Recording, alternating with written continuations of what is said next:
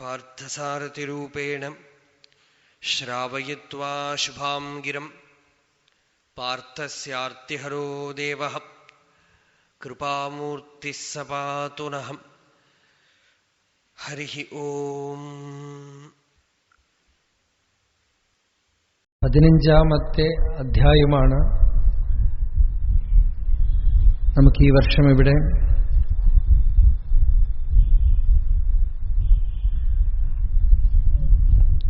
ശ്രവണത്തിനുള്ള വിഷയം.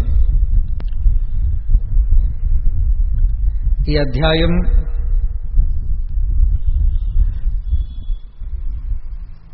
പുരുഷോത്തമ യോഗം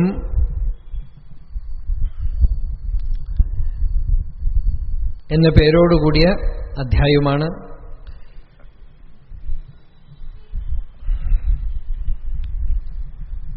ഭഗവത്ഗീതയിലെ വിഷയം എന്താണ്,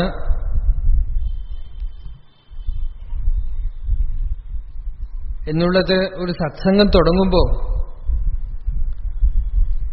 എത്ര കണ്ട് പറയേണ്ട ആവശ്യമുണ്ടോ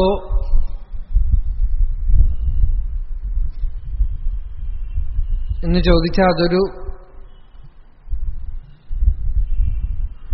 പറയേണ്ടത് വാസ്തവത്തിൽ ഇല്ലെങ്കിലും പറയേണ്ടിയിരിക്കണം. കാരണം ഭഗവത്ഗീത എന്തിനു വേണ്ടിയിട്ടാണ് എന്നുള്ള ചോദ്യത്തിന് മുമ്പിൽ ഈ കാലത്തിൽ നമുക്ക് പല ഉത്തരങ്ങളുണ്ട്. Bhagavad Gita for personality development, Bhagavad Gita for management, Bhagavad Gita for competition, എല്ലാം ഉള്ളതുണ്ട് നമ്മളുടെ മുമ്പിൽ. അങ്ങനെ ഇരിക്കുമ്പോൾ പലരുടെ അഭിപ്രായം അങ്ങനെയൊക്കെ പറഞ്ഞു വേണം ഗീത പഠിച്ചാലേ ആളുകൾ പഠിക്കുകയുള്ളൂ എന്നാണ്. അങ്ങനെ എന്തെങ്കിലുമൊക്കെ ഒരു ലക്ഷ്യമുണ്ടെങ്കിലേ ഭഗവത്ഗീത പഠിക്കുകയുള്ളൂ. അല്ലാതെ ഭഗവത്ഗീതയുടെ ലക്ഷ്യം അധ്യാത്മമാണ് എന്ന് പറഞ്ഞാൽ ആരും പഠിക്കില്ല. അതുകൊണ്ട് ആളുകൾ പഠിക്കാൻ വേണ്ടിയിട്ട് നമുക്ക് അങ്ങനെ എന്തെങ്കിലുമൊക്കെ പേര് കൊടുക്കണം എന്ന അഭിപ്രായം ഉണ്ടെങ്കിൽ അങ്ങനെ ഒരു പേര് കൊടുത്ത് ഭഗവത്ഗീത പഠിക്കാതിരിക്കുന്നതാണ് നല്ലത്. ഇദം ഗീതാശാസ്ത്രം സമസ്ത വേദാർത്ഥ സാരസംഗ്രഹഭൂതം ദുർവിജ്ഞേയാർത്ഥം സംസാരസ്യ അത്യന്ത ഉപരമലക്ഷണം പ്രയോജനം എന്നൊക്കെ ഭഗവത്പാദാചാര്യർ, ശ്രീശങ്കരാചാര്യർ ഗീതാഭാഷ്യം തുടങ്ങുമ്പോൾ പറഞ്ഞു വച്ചു. നമ്മളൊക്കെ വേദപരമ്പരയിൽ വന്നവരാണ്, വൈദിക പരമ്പരയിൽ വന്നവരാണ്. വൈദിക പരമ്പരയിൽ വന്നവരെന്ന് വെച്ചാൽ ബ്രാഹ്മണർ മാത്രമല്ല, ക്ഷത്രിയർ മാത്രമല്ല, വൈശ്യർ എന്നുള്ള ത്രൈവർണികർ മാത്രമല്ല, ശൂദ്രർ മാത്രമല്ല, ഹിന്ദു എന്ന് പറഞ്ഞ് ഈ ഭാരതദേശത്തിനുള്ളിൽ മാത്രം അടങ്ങിക്കിടക്കുന്ന ആളുകൾ മാത്രമല്ല, പുറം ദേശത്ത് നിന്ന് ഇവിടെ വന്നിട്ടുള്ളവരും ഇവിടെയുള്ളവര് പരിവർത്തനം ചെയ്യപ്പെട്ടിട്ടുള്ള മതസ്ഥരുമായിട്ടുള്ള ഇസ്ലാമികളും ക്രിസ്ത്യാനികളും മാത്രമല്ല, പശു പക്ഷി മൃഗാദി സകല ജീവരാശികളും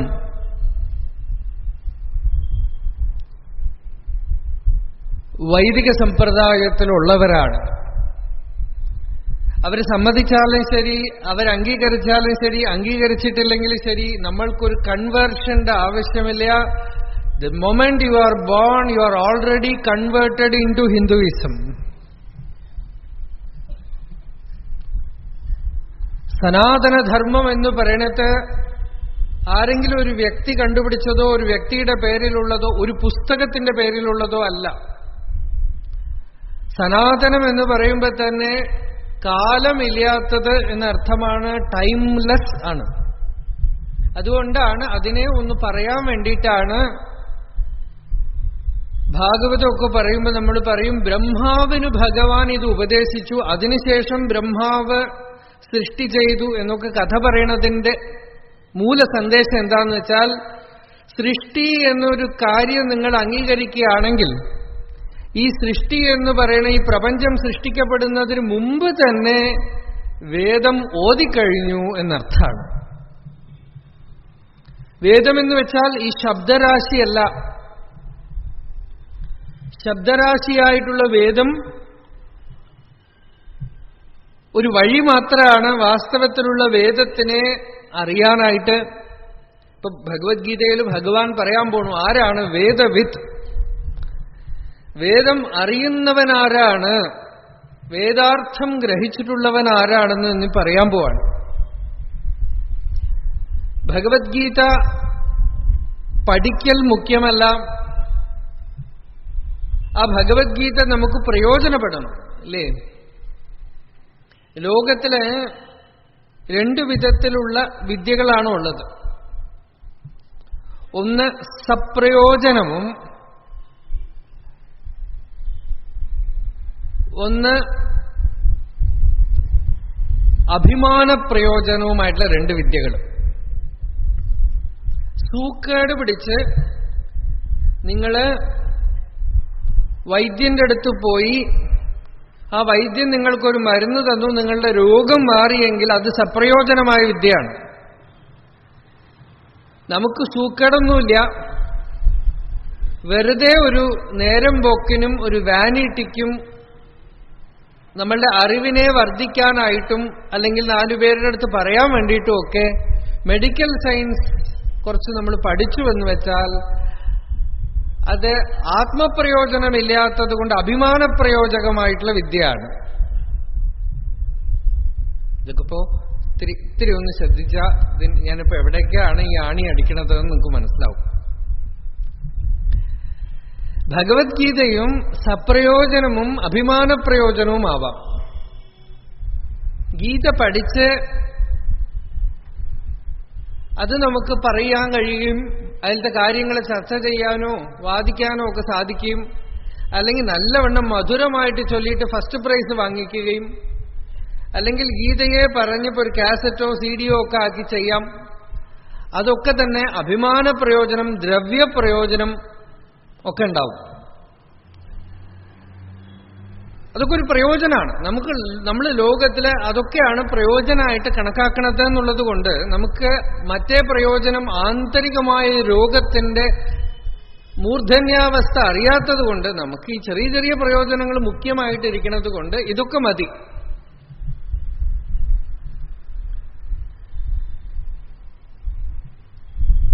ബാഹ്യമായ പ്രയോജനങ്ങളാണ് ഇതൊക്കെ.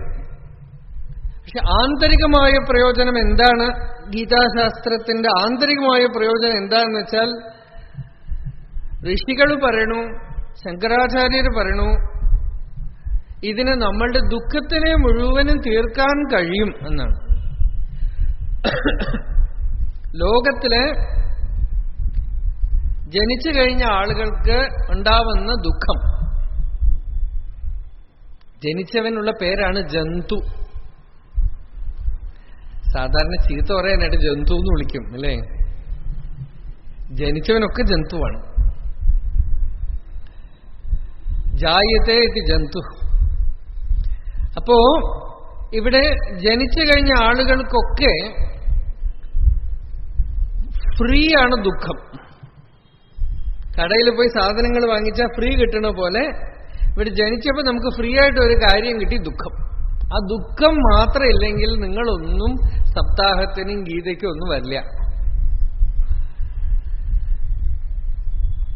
ആ ദുഃഖത്തിന്റെ അത്യന്ത ഉപരമലക്ഷണം വേദാന്തം, ഭഗവത്ഗീത, ജ്ഞാനം, ഭക്തി, അധ്യാത്മം എന്ന് പറയുന്നത് എന്താണ് എന്ന് വെച്ചാൽ, ഈ ദുഃഖത്തിനെ നിശേഷം നീക്കം ചെയ്യണതാണ് അധ്യാത്മശാസ്ത്രം എന്ന് പറയുന്നത്.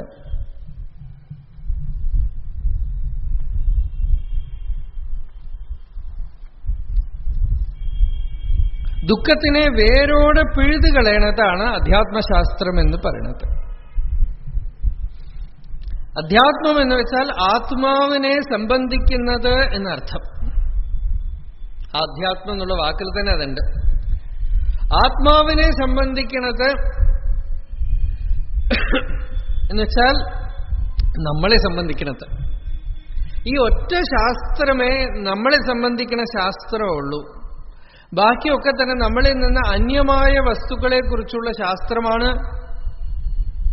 ബ്രഹ്മവിദ്യ അഥവാ ആത്മവിദ്യ എന്ന് പറയുന്നത് നമ്മളെക്കുറിച്ചുള്ള, നമ്മളുടെ സ്വരൂപത്തിനെ കുറിച്ചുള്ള, നമ്മളുടെ യഥാർത്ഥമായ സ്ഥിതിയെക്കുറിച്ചുള്ള അറിവാണ്.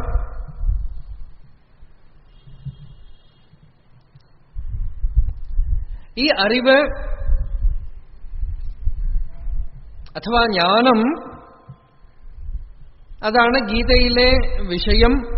ഗീതയിലെ വിഷയം മാത്രമല്ല, വേദത്തിലെ വിഷയം, ഉപനിഷത്തിലെ വിഷയം. ഉപനിഷത്ത്, ഭഗവത്ഗീത, ബ്രഹ്മസൂത്രം, ഈ മൂന്നുമാണ് പ്രസ്ഥാനത്രയം എന്ന്. ഇതൊക്കെ നമുക്ക് ജനറൽ നോളജ്, അത്രയേ ഉള്ളൂ. നിങ്ങള് പ്രസ്ഥാനത്രയം പഠിക്കാനൊന്നും ഇപ്പൊ മെനക്കെടണമെന്നില്ല. പ്രസ്ഥാനത്രയം എന്ന് വെച്ചാൽ ഭഗവത്ഗീത, ഉപനിഷത്ത്, ബ്രഹ്മസൂത്രം, ഈ മൂന്നും കൂടിയിട്ടാണ് പ്രസ്ഥാനത്രയം. അതിൽ ഭഗവത്ഗീത എന്ന് പറയുന്നത് ഉപനിഷത്തിന്റെ വ്യാഖ്യാനമാണ്. ഉപനിഷത്തിനെയാണ് വേദാന്തം എന്ന് പറയുന്നത്. വേദാന്തം എന്ന് വെച്ചാൽ അറിവിന് ഒരു ഫുൾ സ്റ്റോപ്പ് എന്നർത്ഥം. അറിവ് ഫുള്ളായിട്ട് സ്റ്റോപ്പാകണം. വേദസ്യ അന്തഃ, വേദസ്യ ജിജ്ഞാസായാഹ നിവൃത്തി, ജിഹാസായാഹ നിവൃത്തി, പ്രേപ്സായാഹ നിവൃത്തി, ചികിത്സായാഹ നിവൃത്തി. നിവൃത്തിയാണ്, റിലീസാണ്. അപ്പൊ വേദാന്തം എന്ന് വെച്ചാൽ ഒരു വലിയ ദിവ്യ ഔഷധമാണ് വേദാന്തം, ഒരു മരുന്ന്.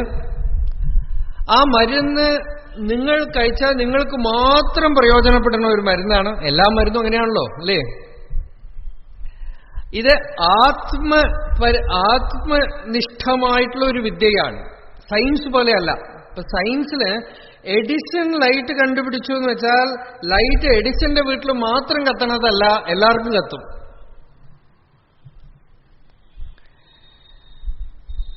ഒരു സയന്റിസ്റ്റ് കമ്പ്യൂട്ടർ കണ്ടുപിടിച്ചു എന്ന് വെച്ചാൽ കമ്പ്യൂട്ടർ അദ്ദേഹത്തിന് മാത്രം പ്രയോജനപ്പെടുന്നതല്ല, എല്ലാവർക്കും പ്രയോജനപ്പെടും. അത് ഭൗതിക വിദ്യയാണ്.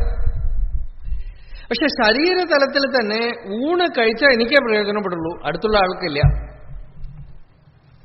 അതേപോലെ മാനസികമായ വിജ്ഞാനവും സുഖമായിട്ടിരുന്നാൽ എനിക്കേ ഉള്ളൂ, നിങ്ങൾക്കില്ല.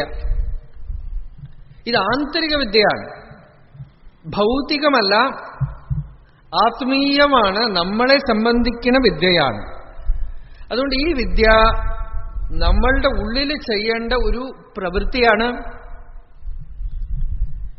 ഈ വിദ്യയുടെ സ്വരൂപം എന്താണ് എന്ന് വെച്ചാൽ ഈ വിദ്യ വളരെ വളരെ വളരെ സിമ്പിളാണ്, ലളിതമാണ്.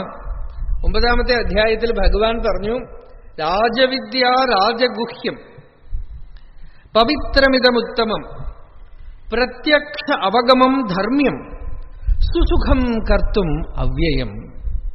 ഈ വിദ്യയുടെ വിശേഷണങ്ങളൊക്കെ 9ാമത്തെ അധ്യായത്തിൽ ഭഗവാൻ പറഞ്ഞതാണ്. ഇത് രാജവിദ്യയാണെന്നാണ്. എന്നുവെച്ചാൽ വിദ്യകളെക്കാളും ഒക്കെ, എല്ലാ വിദ്യകളെക്കാളും പ്രകാശിക്കുന്ന വിദ്യയാണ്. രാജാവാണത് വിദ്യകളുടെ. രാജവിദ്യ രാജഗുഹ്യം, റോയൽ സീക്രട്ട്. ഈ അരമനകളിലൊക്കെ ഉള്ള രഹസ്യങ്ങളുണ്ടല്ലോ, അത് പുറത്തു പറഞ്ഞാൽ തലവെട്ടിക്കളയും, അല്ലേ? അതുപോലെയാണ് ഈ വിദ്യയും. ഈ വിദ്യയും it cannot be revealed. It's an open secret. Even if revealed, you will not get it unless you touch it. You come in contact with it. അതീവ രഹസ്യം എന്ന് പറയുന്നത് ചെവിയിലൂടെ മന്ത്രിക്കണം എന്ന് പറഞ്ഞിട്ടല്ല. അപ്പോ ഉപനയന സംസ്കാരം നടക്കുമ്പോ വട്ടുവിനെ ബ്രഹ്മചാരിയെ ഇരുത്തി, ബ്രഹ്മചാരി അച്ഛനാണ് ഗുരു, ഉപദേശിക്കണ ആള്, പുരോഹിതൻ, ആചാര്യൻ, ഈ 3 പേരും കൂടെ ചേർന്നിരുന്നിട്ട് ഗായത്രിയെ ഗായത്രി ഛന്ദോരൂപേണ ഉപദേശിക്കുമ്പോ ഒരു തുണിയിട്ട് മൂടിയിട്ട് അതിനകത്തിരുന്ന് ഉപദേശിക്കും. ഇത് എന്തിനാന്ന് വെച്ചാൽ ഈ വിദ്യ രഹസ്യമാണ് എന്ന് കാണിക്കാനാണ്. ഇപ്പൊ ഗായത്രിയൊക്കെ തന്നെ മൊബൈലില് റിംഗ് ടോണാണ്. അതുമായിട്ട് സംബന്ധം. ചില ആളുകൾ വിചാരിക്കുന്നത് അതൊക്കെ വെച്ചു കഴിഞ്ഞാൽ ഞാൻ ഹിന്ദുവായി എന്നാണ്. അത് വെക്കണ സമയം നിങ്ങൾ ഹിന്ദു അല്ലാതായിട്ട് പോകും. എന്താന്ന് വെച്ചാൽ ഋഷികൾ ഛന്ദോബദ്ധമായിട്ട് ആ വിദ്യയെ പറഞ്ഞു. ഉപനിഷത്ത് പറഞ്ഞു ഗായത്രി അനുഷ്ടുപ്പ് ഛന്ദസ്സിൽ പറയരുത്, ഗായത്രി ഛന്ദസ്സിൽ തന്നെ വേണം. അനുഷ്ടുപ്പിൽ ഗായത്രി ഉപദേശിച്ചാൽ ഫലിക്കില്ല. ഗായത്രി ഛന്ദസ് എന്ന് പറയുന്നത് പ്രാണനാണ് എന്നൊക്കെ ശ്രുതി. ഇതൊക്കെ നിങ്ങൾ മനസ്സിലാക്കിയിട്ടില്ലെങ്കിൽ എന്തോ ഒരു ആനത്തലയാണെന്ന് മനസ്സിലാക്കിക്കോളൂ, അത് മതി. അപ്പോ അതൊക്കെ തന്നെ അത് വേണ്ട വിധത്തിലാവണം. അത് വേണ്ട വിധത്തിലാവാതെ ആവുമ്പോ അത് പ്രയോജനമൊന്നും പെടില്ല. അത് വെറുതെ പ്രഹസനായിട്ട് തീരുവത്. അപ്പോ അത് വേറെ വിഷയം. ഇപ്പൊ നമുക്ക് അപ്പൊ രഹസ്യം എന്ന് പറഞ്ഞു. രഹസ്യം എന്ന് വെച്ചാൽ ഇപ്പൊ കേട്ടുകൊണ്ടേയിരിക്കുമ്പോ സത്സംഗത്തിലാവും. അനേക വർഷങ്ങളായി ഇവിടെ നടക്കണു, വിജ്ഞാനരമണിത്തിൽ നടക്കണു. പാലക്കാട് ഞാൻ ഉള്ളപ്പോഴൊക്കെ അവൈലബിൾ ആണ്. നമ്മുടെ NN രാമചന്ദ്രൻ അദ്ദേഹം ആദ്യം തുടങ്ങുമ്പോ പറഞ്ഞു 18 വർഷം നമ്മൾ ആരൊക്കെ ഉണ്ടാവുമാവോ, ഇതൊക്കെ കേൾക്കാൻ നമ്മൾ മുഴുവൻ കേൾക്കാനൊക്കെ ഉണ്ടാവുമാവോ എന്ന് അദ്ദേഹം പറഞ്ഞു. അതിൽ പലരും ഇപ്പോഴും ഉണ്ട്, ചിലരൊന്നുമില്ല അല്ലേ. പക്ഷെ ഈ വിദ്യ കേൾക്കുക, മനനം ചെയ്യുക, അനുഭവിക്കുക. അനുഭവിച്ചിട്ട് നാരായണ ഗുരുസ്വാമി പറഞ്ഞു കണ്ടുപോയിടേണം എന്നാണ്. ഈ വിദ്യയെ കണ്ടിട്ട് വേണം ഇവിടുന്ന് പോവാൻ എന്നാണ്. ഈ വിദ്യ കണ്ടുപോയിടേണം. ആത്മോപദേശ ശതകം എന്ന ഒരു ഗംഭീര കൃതി. അതിലൊരു ശ്ലോകം അവസാനിക്കുന്നത് അങ്ങനെയാണ്, ഇത് കണ്ടുപോയിടേണം. സ്വയം കാണാൻ കഴിഞ്ഞിട്ടില്ലെങ്കിൽ കണ്ടിട്ടുള്ളവരുടെ കൂടെ ഇരുന്ന് എങ്ങനെയെങ്കിലുമൊക്കെ ഇതിനെ അങ്ങോട്ട് സമർത്ഥമായിട്ട് ഈ വിദ്യ ഗ്രഹിച്ചാല് ഉള്ളിലൊരു ശാന്തിയും ഒരു സമാധാനവും ഒരു നിറവും ഒക്കെ ഉണ്ടാവും. നമ്മളുടെ ജീവിതമാവുന്ന സവന ഉണ്ടല്ലോ, അവസാനം ഒഴിയണം. ആ യജ്ഞം പൂർത്തിയാകണം. അതുകൊണ്ട് ഇത് കണ്ടിട്ട് വേണം പോവാൻ. അപ്പൊ ഈ അറിവ് ഋഷികൾ നമ്മൾക്ക് തന്നിരിക്കുന്ന ഈ അറിവ് വിദ്യകളിലൊക്കെ വെച്ച് ശ്രേഷ്ഠമാണ്. ഈ ഒരു അറിവ് വന്നു കഴിഞ്ഞാൽ ബാക്കി അറിവുകളൊക്കെ ഇതിനകത്ത് അടങ്ങിപ്പോയി. ബാക്കി എല്ലാ അറിവും ഇതിൽ അവസാനിക്കണു. എല്ലാ അധ്യയനത്തിന് ശേഷമാണ് വേദാന്തം പഠിപ്പിക്കുക. സമ്പ്രദായത്തിൽ തന്നെ അങ്ങനെയാ. ഇപ്പോഴൊക്കെ നമുക്ക് കോളേജ്, സ്കൂള് പഠിപ്പൊക്കെ ഉണ്ടല്ലോ. പണ്ടൊക്കെ ഗുരുകുലത്തില് പള്ളിക്കൂടത്തിലൊക്കെ ആശാം പള്ളിക്കൂടത്തിലൊക്കെ പഠിച്ച സാഹിത്യമോ തർക്കം, സാഹിത്യം, ആയുർവേദം, ഇതൊക്കെയാണ് ഒരു പള്ളിക്കൂടത്തിൽ പോയാൽ പഠിക്കുക. അപ്പോ വേദാന്തം പഠിപ്പിക്കില്ല. വ്യാകരണം, സാഹിത്യം, തർക്കം, ആയുർവേദം ഇതൊക്കെ പഠിപ്പിക്കും. വേദാന്തം പഠിക്കണമെന്ന് നിർബന്ധമുള്ളവർക്ക് അധികാരികൾക്കേ പഠിപ്പിക്കുകയുള്ളൂ.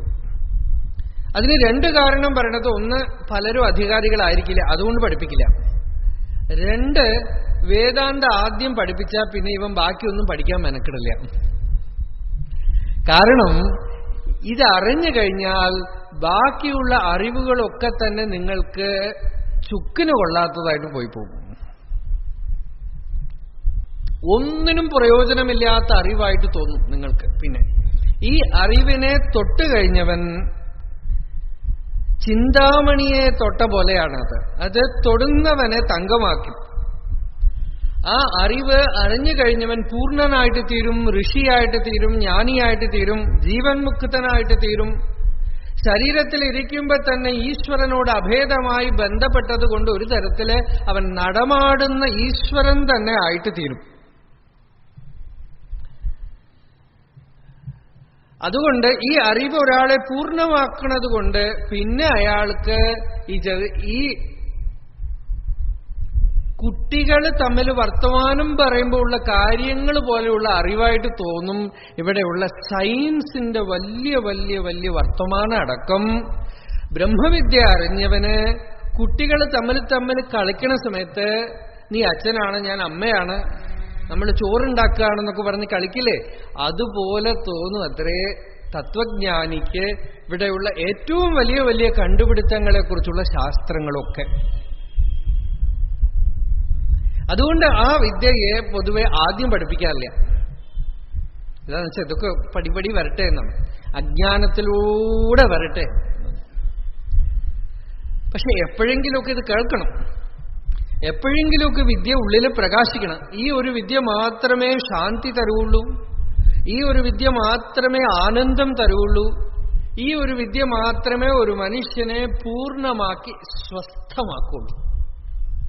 ബാക്കി വിദ്യകളൊക്കെ നമ്മളെ പ്രകൃതിസ്ഥമാക്കും, ഈ വിദ്യ നമ്മളെ സ്വസ്ഥമാക്കും. ഈ രണ്ട് വിദ്യകൾ, ഈ രണ്ട് വാക്കില് അധ്യാത്മജ്ഞാനവും ബാക്കിയുള്ളതും ഒക്കെ ഉണ്ട്. സ്വസ്ഥം, പ്രകൃതിസ്ഥം. നമ്മള് ചോദിക്കുമ്പോ തന്നെ സാധാരണ സ്വസ്ഥല്ലേ എന്ന് ചോദിക്കും അല്ലേ? അങ്ങനെയാ ചോദിക്കാം, സ്വസ്ഥല്ലേ, സുഖല്ലേ. സ്വസ്ഥം എന്ന് വെച്ചാൽ സ്വം എന്ന് വെച്ചാൽ താൻ, സ്ഥം എന്ന് വെച്ചാൽ ഇരിക്കുക.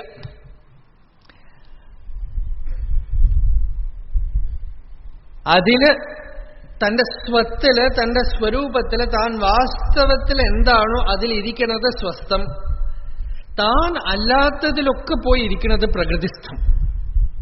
തന്റെ അറ്റൻഷൻ, തന്റെ ഗമനം, തന്റെ ശ്രദ്ധ ഏത് വിഷയത്തിലാണോ അതിലാണ് നമ്മൾ ഇരിക്കണത്. ഇപ്പൊ മനസ്സുകൊണ്ട് ബോംബെയില് നടക്കണ എന്തോ ഒരു കാര്യം ചിന്തിക്കുകയാണ് എന്ന് വെച്ചാൽ ബോംബെയിലാണ് ഇരിക്കുന്നത്. മനസ്സുകൊണ്ട് ഇപ്പൊ ഇവിടെ ഇരുന്നിട്ട് മനസ്സുകൊണ്ട് വീട്ടിലത്തെ ഏതോ കാര്യം ചിന്തിക്കുകയാണെങ്കിൽ അവിടെയാണ് ഇരിക്കുന്നത്.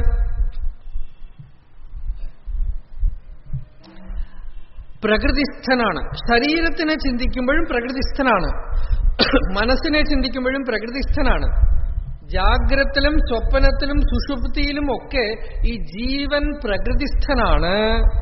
ആത്മജ്ഞാനം ഉണ്ടായി കഴിയുമ്പോൾ സ്വസ്ഥനാവും. ജ്ഞാനം പരിഭാഗപ്പെടുമ്പോൾ, ജ്ഞാനം ശരിക്ക് പരിഭാഗപ്പെട്ട്, പറഞ്ഞില്ലേ ഇത് ചികിത്സയാണ്.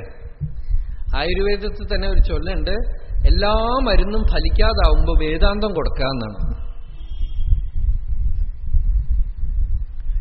എന്താന്ന് വെച്ചാൽ അവസാനമാകുമ്പോൾ നീ അറിഞ്ഞോളൂ ഈ ശരീരം നശ്വരാണ്, ഇതിനപ്പുറമുള്ള ഒരു പൂർണ്ണ വസ്തുവാണ് ഞാൻ, ആ പൂർണ്ണത്വമാണ് എന്റെ സ്വരൂപം എന്നറിഞ്ഞ അതിലിരിക്കുക. ഇത് അവസാനമാകുമ്പോൾ നിശ്ചയമായിട്ടും വേണ്ടി വരും അല്ലേ? വാർദ്ധക്യത്തിലാവുമ്പോ ഒന്നും പിടിച്ചിട്ട് കിട്ടില്ല. അപ്പൊ എന്തായാലും ഈ വിദ്യ വേണ്ടി വരും. പക്ഷെ ഈ വിദ്യ ഭാഗവതമൊക്കെ പറയണത് കൊച്ചു കുട്ടിയായിരിക്കുമ്പോ തന്നെ കിട്ടണം എന്നാണ്. പ്രഹ്ലാദൻ അസുര കുട്ടികളെയൊക്കെ വിളിച്ചിരുത്തിയിട്ട് പറഞ്ഞു, ഹേ അസുരാർഭഗാഹാം ശൃണുത വചോവഹ സർവതോ ശിവം. ഇതിപ്പോ നിങ്ങൾ ഇപ്പോഴത്തെ ഭാഗവതത്തിൽ നോക്കിയ ഈ ശ്ലോകം കാണില്ല. ഇത് പല പാഠങ്ങളിലുള്ള ഒരു ശ്ലോകമാണ് ഭാഗവതത്തില്. ഹന്താർഭഗാഹ ശൃണുത വചോവ സർവത ശിവം. പ്രഹ്ലാദൻ പറയാണ്, അസുര കുട്ടികളെ നിങ്ങളൊക്കെ കേൾക്കൂ. എന്താ കേൾക്കേണ്ടതെന്ന് വെച്ചാൽ നിങ്ങൾക്കൊക്കെ നല്ല സുഖം മംഗളം ഉണ്ടാവാനുള്ള കാര്യം പറയാണ്. ജീവിതത്തിന് ഒറ്റ ലക്ഷ്യമേ ഉള്ളൂ, ഭഗവാനെ അറിയണം, ഭഗവാനെ ഭജിക്കണം, സർവത്ര ഭഗവാനെ കാണണം, ഭഗവത് അനുഭൂതി ഹൃദയത്തിൽ ഉണ്ടാവണം എന്നൊക്കെ പറഞ്ഞു. അപ്പൊ ഈ അസുര കുട്ടികൾ ചോദിക്കുക, ഇതൊക്കെ ഇപ്പൊ നമുക്ക് പറഞ്ഞിട്ടുള്ളതാണോ? നമ്മളിതൊക്കെ ഇപ്പൊ ചെയ്യേണ്ടതാണോ? അപ്പൊ പ്രഹ്ലാദൻ പറഞ്ഞു, കൗമാര ആചരേത് പ്രാജ്ഞഃ ധർമാനുഭാഗവതാനി. ഈ ഭാഗവത ധർമ്മം എന്ന് പറയുന്നത് കൗമാര ആചരേത് പ്രാജ്ഞഃ, യൗവനം കയറി വരുന്നതിന് മുമ്പ് ഉള്ളിൽ കയറ്റിവിടണം എന്നാണ്. അങ്ങനെയാണ് ഈ ഗായത്രി ഉപദേശമൊക്കെ കുട്ടിക്കൊരു 7 വയസ്സാവുമ്പോഴേക്കും ചെയ്താൽ നല്ലത് എന്ന് പറയണത്. കാരണം പതുക്കെ പതുക്കെ ഒരു 7 വയസ്സൊക്കെ കഴിയുമ്പോഴേക്കും ഇയാളുടെ TV കണ്ടിട്ടും മറ്റുള്ളവരുടെ വർത്തമാനം കേട്ടിട്ടും ലോകത്തിലെ കാര്യങ്ങളൊക്കെ അറിഞ്ഞു തുടങ്ങും. ഇയാളുടെ ഉള്ളില് മായ കുടിയേറി പാർക്കാൻ തുടങ്ങുന്നതിന് മുമ്പ് ഗായത്രി ദേവിയെ പിടിച്ചിരുത്തണമെന്നാണ്. അത് ബ്രഹ്മവിദ്യയാണേ, ഭാഗവതാണ് അതൊക്കെ. ഭാഗവതം എന്ന് വെച്ചാൽ ഈ പുസ്തകം മാത്രമല്ല. അപ്പോ ഭക്തിമാർഗത്തിലും ജ്ഞാനമാർഗത്തിലും ഒരു കുട്ടി എപ്പോ വരണം, ഏത് വയസ്സിൽ വരണം? സാധാരണ ആളുകൾ ഇപ്പൊ എന്റെ കുട്ടിക്കാലത്തൊക്കെ പറഞ്ഞു ഈ വയസ്സിലാണ് അതൊക്കെ ചെയ്യാം. അതൊക്കെ വയസ്സായിട്ട് ചെവി കേൾക്കാത്തപ്പോ ഭാഗവതത്തിന് പോവുക. കണ്ണ് കാണാതായാൽ ഹിമാലയത്തിലേക്കും ഗുരുവായൂർക്കൊക്കെ പോവാം. നടക്കാൻ വയ്യാതാവുമ്പോ തീർത്ഥയാത്ര. എന്തിനു പ്രയോജനപ്പെടും അല്ലേ? അപ്പൊ അതുകൊണ്ട് വയസ്സായിട്ട് വാർദ്ധക്യത്തിൽ എന്തിനു പ്രയോജനപ്പെടും? കുട്ടിക്കാലത്ത് മുതൽക്ക് ഇത് അനുഭവിച്ചിട്ടുണ്ടെങ്കിൽ വയസ്സാവും തോറും ഇതിന്റെ മാധുര്യം ഏറി ഏറി ഏറി ഏറി വരും. കുട്ടിക്കാലത്ത് ഇതൊന്നും അനുഭവിച്ചില്ല. കുട്ടിക്കാലത്ത് പല വഴിക്ക് നടന്നു, യൗവനത്തിൽ പല വഴിക്ക് നടന്നു. ബാലസ്ഥാവത് ക്രീഡാസക്ത, തരുണസ്ഥാവത് തരുണീസക്ത. ഇത് രണ്ടും കഴിഞ്ഞാൽ പിന്നെ വൃദ്ധാവസ്ഥയിൽ എന്ത് ചെയ്യും? ചിന്താസക്ത, പരമേ ബ്രഹ്മണി കൂപ്പിന സക്ത. വയസ്സായി കഴിയുമ്പോ പിന്നെ മനസ്സ് നമുക്ക് വഴങ്ങി തരുമോ? ഇത്രയും കാലം നമ്മൾ ഏതൊക്കെ റോട്ടിൽ നടത്തിയിട്ടുണ്ടോ അതൊക്കെ കൂടിയിട്ട് വയസ്സാകുമ്പോ എക്കിള് പിടിച്ച് പുറത്തേക്ക് ചാടും. നിങ്ങള് വേണ്ടാന്ന് വിചാരിച്ചാൽ എല്ലാം കൂടെ പുറത്തേക്ക് വരും. ശാന്താവില്ല, ശമ ഉണ്ടാവില്ല, ദമ ഉണ്ടാവില്ല. വാർദ്ധക്യം വളരെ വളരെ വിഷമുണ്ടാക്കും. അതുകൊണ്ട് കൊച്ചുകുട്ടിയായിരിക്കുമ്പോൾ വേണമെന്നാണ്. വീട്ടിൽ മുത്തശ്ശനും മുത്തശ്ശിയും ഒക്കെ വേണം. കുട്ടികൾക്ക് രാമായണവും ഭാഗവതവും കഥകളൊക്കെ പറഞ്ഞു കൊടുത്ത് ഭഗവത് കഥാശ്രവണമൊക്കെ ചെയ്ത് കുട്ടികളൊക്കെ വളരണം. ഇത് മുത്തശ്ശനും മുത്തശ്ശിയും ഓൾഡ് ഏജ് ഹോമില് അച്ഛനും അമ്മയും ഓഫീസില് വീട്ടിൽ കുട്ടി നോക്കാൻ ഒരായ. ഇങ്ങനെ ആവുമ്പോ ഈ കുട്ടിക്ക് ഭാഗവത ധർമ്മം കിട്ടുമോ? നോക്കൂ, നാരായണം പത്മഭുവം വസിഷ്ഠം ശക്തിം തത്പുത്ര പരാശരം ച വ്യാസം ശുകം ഗൗഡപദം മഹാന്തം ഗോവിന്ദയോഗീന്ദ്രം അഥാസ്യ ശിഷ്യം ശ്രീശങ്കരാചാര്യം അഥാസ്യ പത്മപാദം ച ശിഷ്യം തം തോടകം വാർത്തികാരം അന്യാൻ അസ്മദ് ഗുരുന്ന് സന്തതം ആനതോസ്മി. ഗുരുപരമ്പരാ ശ്ലോകാണത്. നാരായണനും ബ്രഹ്മാവും വസിഷ്ഠനും ശക്തിയും, ശക്തിയുടെ പുത്രൻ പരാശരനും, പരാശരന്റെ പുത്രൻ വ്യാസനും, വ്യാസന്റെ പുത്രൻ ശുകനും, ശുകബ്രഹ്മ മഹർഷിയിൽ നിന്നും പരമ്പര വിച്ഛിന്നമായോ അഥവാ കുറച്ച് അവ്യക്തമായി തുടർന്നു വന്ന് ഗൗഡപാദാചാര്യരും, ഗൗഡപാദാചാര്യരിൽ നിന്നും ഗോവിന്ദ ഭഗവത് പാദരും, ഗോവിന്ദ ഭഗവത് പാദരിൽ നിന്നും ശ്രീശങ്കരാചാര്യരും, ശ്രീശങ്കരാചാര്യരിൽ നിന്നും പത്മപാദനും തോടകനും ഹസ്താമലകനും സുരേശ്വരനും അന്യാനസ്മദ് ഗുരുവിന് എന്ന് പരമ്പര തുടർന്ന് വന്ന് ഒരു പരമ്പര. വേറെ ഒരു പരമ്പര പറയണത് കസ്മൈ യേന വിഭാസിതോയമതുലോ ജ്ഞാനഃ പ്രദീപഃ പുരാം തദ്രൂപേണ ച നാരദായ മുനയേ കൃഷ്ണായ തദ്രൂപിണാം യോഗീന്ദ്രായ തദാത്മനാഥ ഭഗവദ്രാതായ കാരുണ്യതഃ തച്ഛുദ്ധം വിമലം വിശോകമൃതം സത്യം പരം ധീമഹി. പരമമായ സത്യത്തിനെ നമ്മൾ ധ്യാനിക്കണം. ആ സത്യം ആദ്യം ആർക്ക് ഉപദേശിച്ചു എന്ന് വെച്ചാൽ സാക്ഷാത് പരമാത്മാ ഭഗവാൻ തന്നെ ബ്രഹ്മാവിന്റെ ഹൃദയത്തിൽ പ്രകാശിപ്പിച്ചു എന്ന് പറഞ്ഞു. ഇതൊക്കെ തന്നെ തമിഴിലെ ഒരു ചൊല്ല് വാഴയടി വാഴയെന്ന് சொல்றதுം. വാഴ കന്നിട്ട് വരുന്ന പോലെ, ചില മരങ്ങളൊക്കെ വിത്തിട്ടിട്ട് വരുന്ന പോലെ അല്ലാതെ വാഴ കന്നിട്ട് വരുന്ന പോലെ ആദ്യം ദക്ഷിണാമൂർത്തി ഇട്ട കന്നാണ് ഇന്ന് വരയ്ക്കും ഗുരുപരമ്പര. ആ വിദ്യ ഇംപ്രൂവൈസേഷൻ ആ വിദ്യയിൽ സാധ്യമല്ല. ആ വിദ്യ ബ്രഹ്മാവിൽ നിന്നും നാരദനിൽ നിന്നും വ്യാസനിൽ നിന്നും ശുകനിൽ നിന്നും പരീക്ഷത്തിന്, അവിടെ ലക്ഷ്യാർത്ഥ ശ്രോതാവായിട്ട് സൂതനിൽ നിന്നും അനേകം പേർക്ക് അവസാനം ആ പരമ്പര മുത്തശ്ശിമാരിലേക്കും മുത്തശ്ശന്മാരിലേക്കും ഒക്കെ വന്നു എന്നാണ്. അങ്ങനെ പര്യന്തം വീടുകളുടെ അന്തരീക്ഷത്തിലൊക്കെ തന്നെ ആ ബ്രഹ്മവിദ്യാ പരമ്പര ഭഗവാനിൽ നിന്ന് തുടങ്ങി നമ്മുടെ വീട്ടിലുള്ള മുത്തശ്ശന്മാരും മുത്തശ്ശിമാരും വരയ്ക്കും ആ വിദ്യാപരമ്പര തുടർന്നു വന്നു. തനി വെണ്ണ മോരായിട്ട് മാറി മുത്തശ്ശന്മാരടുത്തും മുത്തശ്ശിമാരടുത്തും വരുമ്പോ. പാല് കടഞ്ഞ് വെണ്ണ എടുത്ത് ജ്ഞാനികളൊക്കെ കുടിച്ചു. ബാക്കിയുള്ള മോരാണ് കുട്ടികൾക്കൊക്കെ മുത്തശ്ശന്മാരും മുത്തശ്ശിമാരും കൊടുക്കണത്. കാരണം തൈരും വെണ്ണയൊന്നും കഴിക്കാൻ ദഹനം പോരാത്തോണ്ട് മോര് കൊടുക്കുകയാണ്. മോരെന്ന് വെച്ചാൽ കഥ. ഈ കഥകളൊക്കെ അതിൽ വെണ്ണയൊക്കെ എടുത്തു എന്നുവെച്ചാൽ അടുത്ത ജ്ഞാനമൊക്കെ അങ്ങോട്ട് പോയി. എന്നാലും ജ്ഞാനത്തിന്റെ സ്വാദ് അതിനകത്തുണ്ട്, എസൻസ് അതിനകത്തുണ്ട്, അതിന്റെ ഒരു ടേസ്റ്റ് അതിനകത്തുണ്ട് അല്ലെ. നല്ല ചൂടിന് മോര് നല്ല സുഖല്ലേ. അതുപോലെ ഈ സംസാര താപത്തിന് ഒരു ശീതളം, ഒരു കുളിർമ കൊടുക്കണതാണ് ഈ കഥകളൊക്കെ കേൾക്കുമ്പോൾ. ഭഗവാനുണ്ട്, മോക്ഷമാർഗമുണ്ട്, ഒരു സമാധാനത്തിനൊരു വഴിയുണ്ട്, ശാന്തിക്കൊരു വഴിയുണ്ട് എന്നുള്ളത് കുട്ടിക്കാലം മുതൽ ഇത് കേട്ട് വളരണം. അങ്ങനെയുള്ള ആ ബ്രഹ്മവിദ്യാ പരമ്പര വീണ്ടും വീണ്ടും വീണ്ടും ഞാൻ ഈ പരമ്പര പറയാൻ കാരണം ഈ പരമ്പരയെ മറന്നതിന്റെ കുറവുകള് നമ്മളിപ്പോ കണ്ടുകൊണ്ടേ വരണം. ഈ പരമ്പരയിൽ വന്നിട്ടുള്ള ജ്ഞാനമല്ലാത്തത് സഫലമാവുകയേ ഇല്ല. ഈ വിദ്യയെ ഈ ഋഷികൾ പറഞ്ഞു തന്ന രീതിയിൽ തന്നെ അതിനെ പറയണം, ആ രീതിയിൽ തന്നെ അതിനെ കേൾക്കണം. അതിനെ കാലത്തിനനുസരിച്ച് മാറ്റം വരുത്താനോ വ്യക്തികൾക്കനുസരിച്ച് മാറ്റം വരുത്താനോ ഒരിക്കലും സാധ്യവുമല്ല, ആരും ചെയ്യാനും പാടില്ല. അങ്ങനെയൊന്നും ഒരു വഴിയുമില്ല. പ്രകൃതിയിലുള്ളതൊക്കെ നോക്കിക്കൊള്ളുക. പ്രകൃതിയിൽ ഒന്നും മാറണമല്ലോ അല്ലേ. കുറുന്തോട്ടി തന്നെ, കീഴാർനെല്ലി തന്നെ, കടുക്ക തന്നെ. നിങ്ങൾ ഉപയോഗിക്കുന്നില്ലെങ്കിൽ നിങ്ങളുടെ ദൂഷ്യം. സൂര്യൻ തന്നെ, പകല് തന്നെ, രാത്രി തന്നെ, മഴ തന്നെ.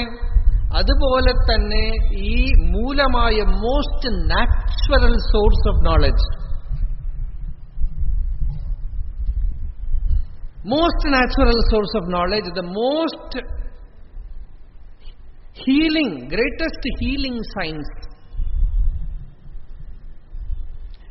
ഈ ഒരു വിദ്യ കയ്യിലുണ്ടെങ്കിൽ ഒരു വൈദ്യൻ നല്ല വൈദ്യനാവും, ഒരു ഡോക്ടർ നല്ല ഡോക്ടറാവും. വിവേകാനന്ദ സ്വാമികൾ പറഞ്ഞു, ഒരു ചെരുപ്പ് കുത്തി നല്ലവണ്ണം ചെരുപ്പ് കുത്തും, ഒരു തോട്ടി നല്ലവണ്ണം ശുദ്ധാക്കും. ഇതൊക്കെ വാക്കിന് പറയണമെന്നല്ലാതെ മഹാരാഷ്ട്രത്തിലെ ഒരു ചെരുപ്പുകുത്തിയായ ബ്രഹ്മജ്ഞാനി ഉണ്ടായിരുന്നു രൈദാസ്. ഒരു തോട്ടി ഉണ്ടായിരുന്നു, മലങ്കോരിക്കളയണ ഒരു തോട്ടി. മഹാജ്ഞാനിയായി ബ്രഹ്മനിഷ്ഠനായ ചോക്കാമേള എന്ന് പേര്. അദ്ദേഹം മരിച്ചത് പണിയെടുക്കുന്ന സ്ഥലത്ത് കെട്ടിടം ഇടിഞ്ഞു വീണിട്ട് അതിന് അടിയിൽ ചതഞ്ഞുപോയി അത്ര ശരീരം. എന്നിട്ട് ഭക്തന്മാരൊക്കെ കൂടി ഈ ചോക്കാമേള ഈ കെട്ടിടം വീണിട്ട് ചതഞ്ഞുപോയി മാംസപിണ്ഡം കുറെ ആളുകളിലെ കിടക്കണു. ഈ മഹാത്മാവിനെ എങ്ങനെ കണ്ടുപിടിക്കുമെന്ന് പറയുമ്പോൾ ഈ ചോക്കാമേള ഒരു തോട്ടിയാണ്. നാമദേവന്റെ സത്സംഗത്തിൽ വന്നിരുന്ന് കേൾക്കും, ഭക്തിശ്രദ്ധയോടെ ഇരിക്കും. അദ്ദേഹത്തിന്റെ എല്ലെടുത്ത് നാമദേവൻ ചെവിയിൽ വെച്ചിട്ട് ബാക്കിയുള്ളവർക്ക് കാണിച്ചു കൊടുത്താൽ ഓരോ എല്ലിന്റെ ഉള്ളിലും വിഠല വിഠല വിഠല വിഠല എന്ന നാമശ്രവണം ഉണ്ടായിരുന്നു. അദ്ദേഹം ജ്ഞാനിയാണെന്ന് പറഞ്ഞ് അദ്ദേഹം ഒരു ആശ്രമമൊന്നും കെട്ടിയില്ല, അദ്ദേഹം തോട്ടിയായിരുന്നു. രൈദാസ് ചെരുപ്പുകുത്തിയാണെന്ന് പറഞ്ഞ ആശ്രമമൊന്നും കെട്ടിയില്ല. രൈദാസ് മീരാ ദേവിക്ക് ഉപദേശിച്ചതായിട്ട് പോലും കഥയുണ്ട്. അദ്ദേഹം ചെരുപ്പുകുത്തിയായിരുന്നു. തുക്കാറാം പലചരക്ക് കടക്കാരനായിരുന്നു. ഇങ്ങനെ മഹാരാഷ്ട്ര കഥകളൊക്കെ നിങ്ങൾ കേൾക്കേണ്ടത്. നിങ്ങൾക്കറിയില്ല, കേരളത്തിൽ ഇങ്ങനെ ഒരുപാട് പേരിരുന്നുണ്ട്. ഇവരുടെ കഥകളൊന്നും ആരും എഴുതിയിട്ടില്ല.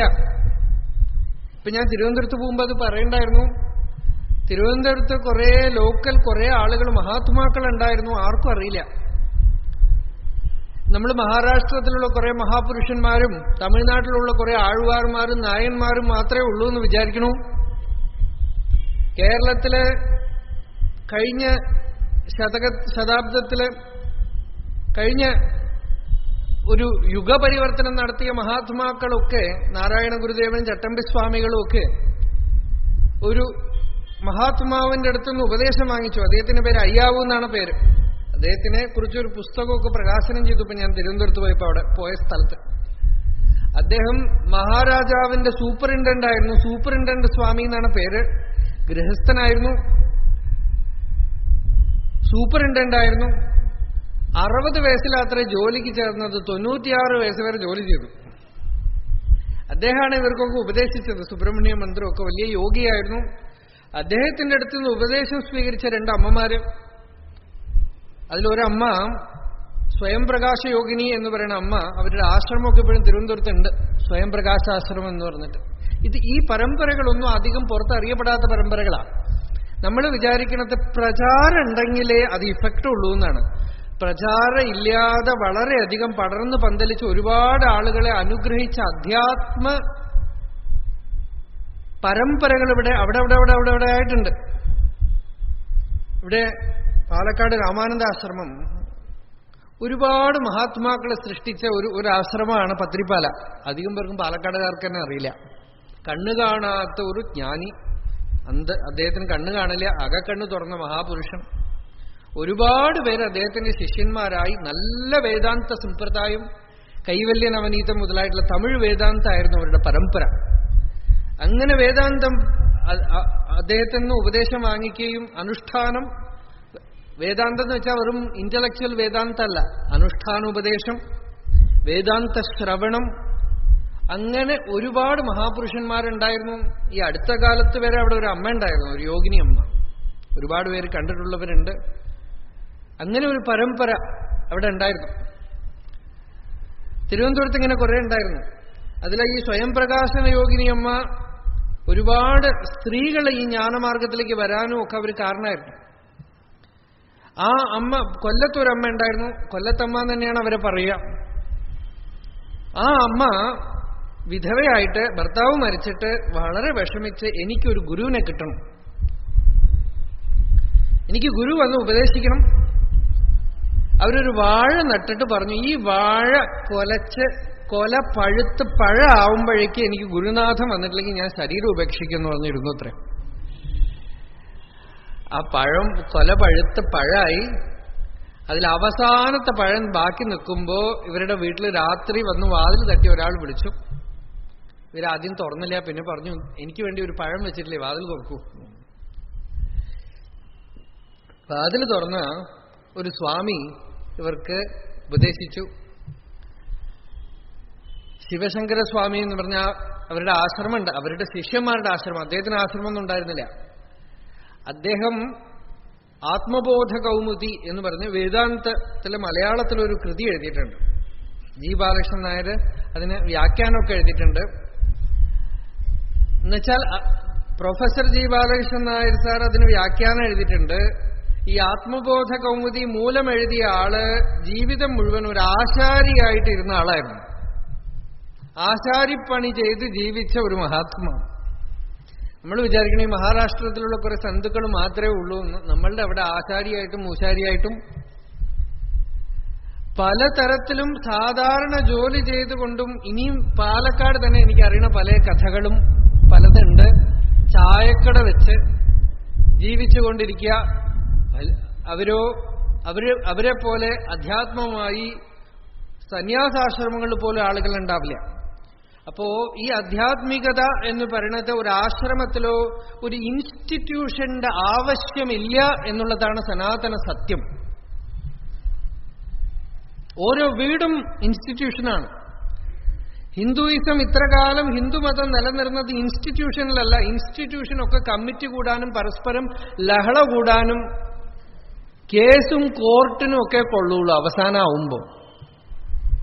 അതൊന്നും ഒരു ലിമിറ്റ് വരെയൊക്കെ പ്രയോജനപ്പെടുന്ന പോലെയൊക്കെ തോന്നുന്നല്ലാതെ ആളുകൾ ഓരോ ചെയർ പിടിച്ച് ഇരുന്നിട്ട് എണീക്കുകയില്ല. എന്നിട്ട് ലഹള കൂടും പരസ്പരം. അതുകൊണ്ട് അധ്യാത്മം എന്ന് പറയുന്നത് കുടുംബങ്ങള് പരസ്പര ചെറിയ ചെറിയ കുടുംബങ്ങളില് പരമ്പരയായിട്ട് വരേണ്ടതാണ്. അങ്ങനെ വളർന്നു വന്നാലേ ഇത് നിലനിൽക്കുള്ളൂ. അതാണ് ഓരോ വീടും ഓരോ ഗ്രാമവും ഇൻസ്റ്റിറ്റ്യൂഷനാണ്. ഇനിയിപ്പോ അങ്ങനെയൊക്കെ ചേർന്ന് സ്നേഹത്തോടെ ഒരു ഇൻസ്റ്റിറ്റ്യൂഷൻ നടന്നു അത്ര തന്നെ. അപ്പോ ഇത് നമുക്ക് വിഷയത്തിലേക്ക് വരുന്നതിന് മുമ്പ് ഒരു ഇൻട്രൊഡക്ഷൻ എന്തിനു പറയണമെന്ന് വെച്ചാൽ, ഈ പരമ്പര നമ്മളൊക്കെ ആ പരമ്പരയിൽ വന്നവരാണ്. ഇവിടെ ഇസ്ലാം എന്ന് പറഞ്ഞാലും ശരി, ക്രിസ്തുമതം എന്ന് പറഞ്ഞാലും ശരി, ഈ ഭാരതദേശത്തിന്റെ ഉള്ളിൽ നിന്നാൽ അവരൊക്കെ ഈ സനാതനധർമ്മത്തിനുള്ളിൽ അറിഞ്ഞോ അറിയാതെയോ പെട്ടുപോയി. കാരണം ഇവിടെ ശൈവം, വൈഷ്ണവം, ഗാണപത്യം, കൗമാരം എന്ന് പറഞ്ഞ് പരസ്പരം കലഹിച്ചുകൊണ്ടിരുന്ന അനേക മതങ്ങൾ. ഇതിൽ ഒരു മതം വേറൊരു മതത്തിനെ സമ്മതിക്കില്ല.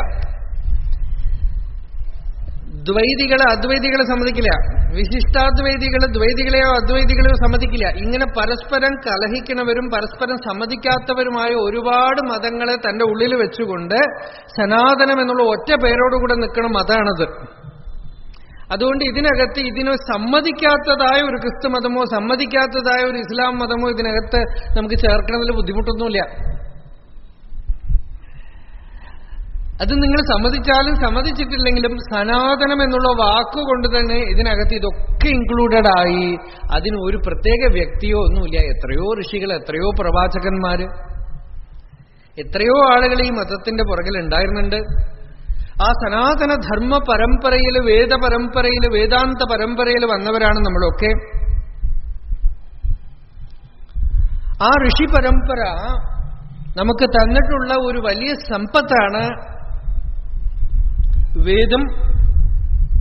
വേദത്തിന്റെ സാരാണ് വേദാന്തം എന്ന് പറയുന്നത്. വേദാന്തം എന്ന് വെച്ചാൽ അതിന്റെ അർത്ഥം നമ്മൾ പറഞ്ഞു, അറിവിന്റെ അവസാനം. അറിവ് എവിടെ അവസാനിക്കും എന്ന് വെച്ചാൽ അറിയുന്നവനിലെ അറിവ് അവസാനിക്കും. അറിയുന്നവൻ തന്നെ വിട്ട് പുറത്തുള്ള വിഷയങ്ങളൊക്കെ അറിഞ്ഞുകൊണ്ടേയിരിക്കുന്നിടത്തോളം അറിവ് അനന്തമായി പോയിക്കൊണ്ടേയിരിക്കും. അറിവ് പുറം വിഷയങ്ങളെയൊക്കെ വിട്ട് അറിയുന്നവനിലേക്ക് തിരിയുമ്പോൾ, ഞങ്ങള് കഴിഞ്ഞ ആഴ്ച നോക്കണ ഒരു വിഷയമായിരുന്നു ഇത്. അറിവിലുമേറി അറിഞ്ഞിടുന്നവൻ തൻ ഉരുവിലുമൊത്ത് പുറത്തുമുജ്വലിക്കും കരുവിന് കണ്ണുകളഞ്ചുമുള്ളടക്കി തെരുതെരേ വീണു വണങ്ങി ഓതിടേണം. അറിവും അറിഞ്ഞിടും അർത്ഥവും പുമാൻ തൻ അറിവും ഒരാദി മഹസ്സു മാത്രമാകും. അറിവിലമർന്ന മഹത്താം അറിവിലമർന്ന് അതുമാത്രമായിടേണം. അപ്പൊ അറിവ് അറിയുന്നവനിലെല്ലാം അവസാനിക്കണം. അറിയുന്നവനിൽ നമ്മളുടെ ശ്രദ്ധയില്ല, അറിയണ വിഷയത്തിലാണ് ശ്രദ്ധ, ലോകത്തിലാണ് ശ്രദ്ധ. നമ്മളുടെ ശ്രദ്ധ ചെതറിപ്പോയിരിക്കണം. ഒരു കടുക് എടുത്തിട്ടാൽ കടുക് ഇങ്ങനെ പോയാൽ പെറുക്കിയെടുക്കാനുള്ള ബുദ്ധിമുട്ട് പോലെയാണ് മനസ്സ് പുറത്തേക്ക് അങ്ങോട്ട് പോയിരിക്കണം. പ്രകൃതിയുടെ ഉള്ളിലേക്ക് അങ്ങോട്ട് വീണുപോയിരിക്കണം. നമ്മളിലേക്കില്ല. നമ്മൾക്ക് പുറം വസ്തുക്കളെ കാണാൻ പറ്റും, കാണുന്നവനെ ശ്രദ്ധിക്കാൻ വയ്യ. കേൾക്കാൻ പറ്റും, കേൾക്കണവൻ ആരാന്ന് ശ്രദ്ധിക്കാൻ വയ്യ. മണക്കാൻ പറ്റും, മണക്കണവൻ ആരാന്ന് ശ്രദ്ധിക്കാൻ വയ്യ. അറിയാൻ പറ്റും, അറിയുന്നവൻ ആരാന്ന് ശ്രദ്ധിക്കാൻ വയ്യ. അഥവാ അങ്ങനെ ഒരു അറിവിനെ കുറിച്ച് നമ്മൾ ചിന്തിച്ചിട്ടേ ഇല്ല. പുറത്താണ് നമ്മളുടെ അറിവ്, പ്രപഞ്ചത്തിലാണ്, ലോകത്തിലാണ്. അതിലാവട്ടെ നമുക്ക് സുഖമുണ്ട്, ദുഃഖമുണ്ട്, അല്ലേ? ലോകത്തിലിപ്പോ ദുഃഖമാണ് മുഴുവനെന്ന് പറഞ്ഞാൽ എല്ലാവരും ഒന്നും സമ്മതിക്കില്ല. ദുഃഖം വരുന്നവര് പറയണത് ശരിയാണെന്ന് പറയും. ബാക്കി ആളുകളൊക്കെ പറയും, എത്ര സുഖമുണ്ട് ഇവിടെ, എത്ര സുഖമായിട്ടിരിക്കണം, ഇതൊക്കെ ഇദ്ദേഹം ഇങ്ങനെ ദുഃഖം ദുഃഖം എന്ന് പറയണമല്ലോ എന്ന് പറയും. എത്ര സുഖമുണ്ട് ഇവിടെ, സുഖമായിട്ടിരിക്കാം. തനിക്ക് കിട്ടണവരെ നമ്മൾ ദുഃഖം ഉണ്ടെന്ന് സമ്മതിക്കുകയില്ല.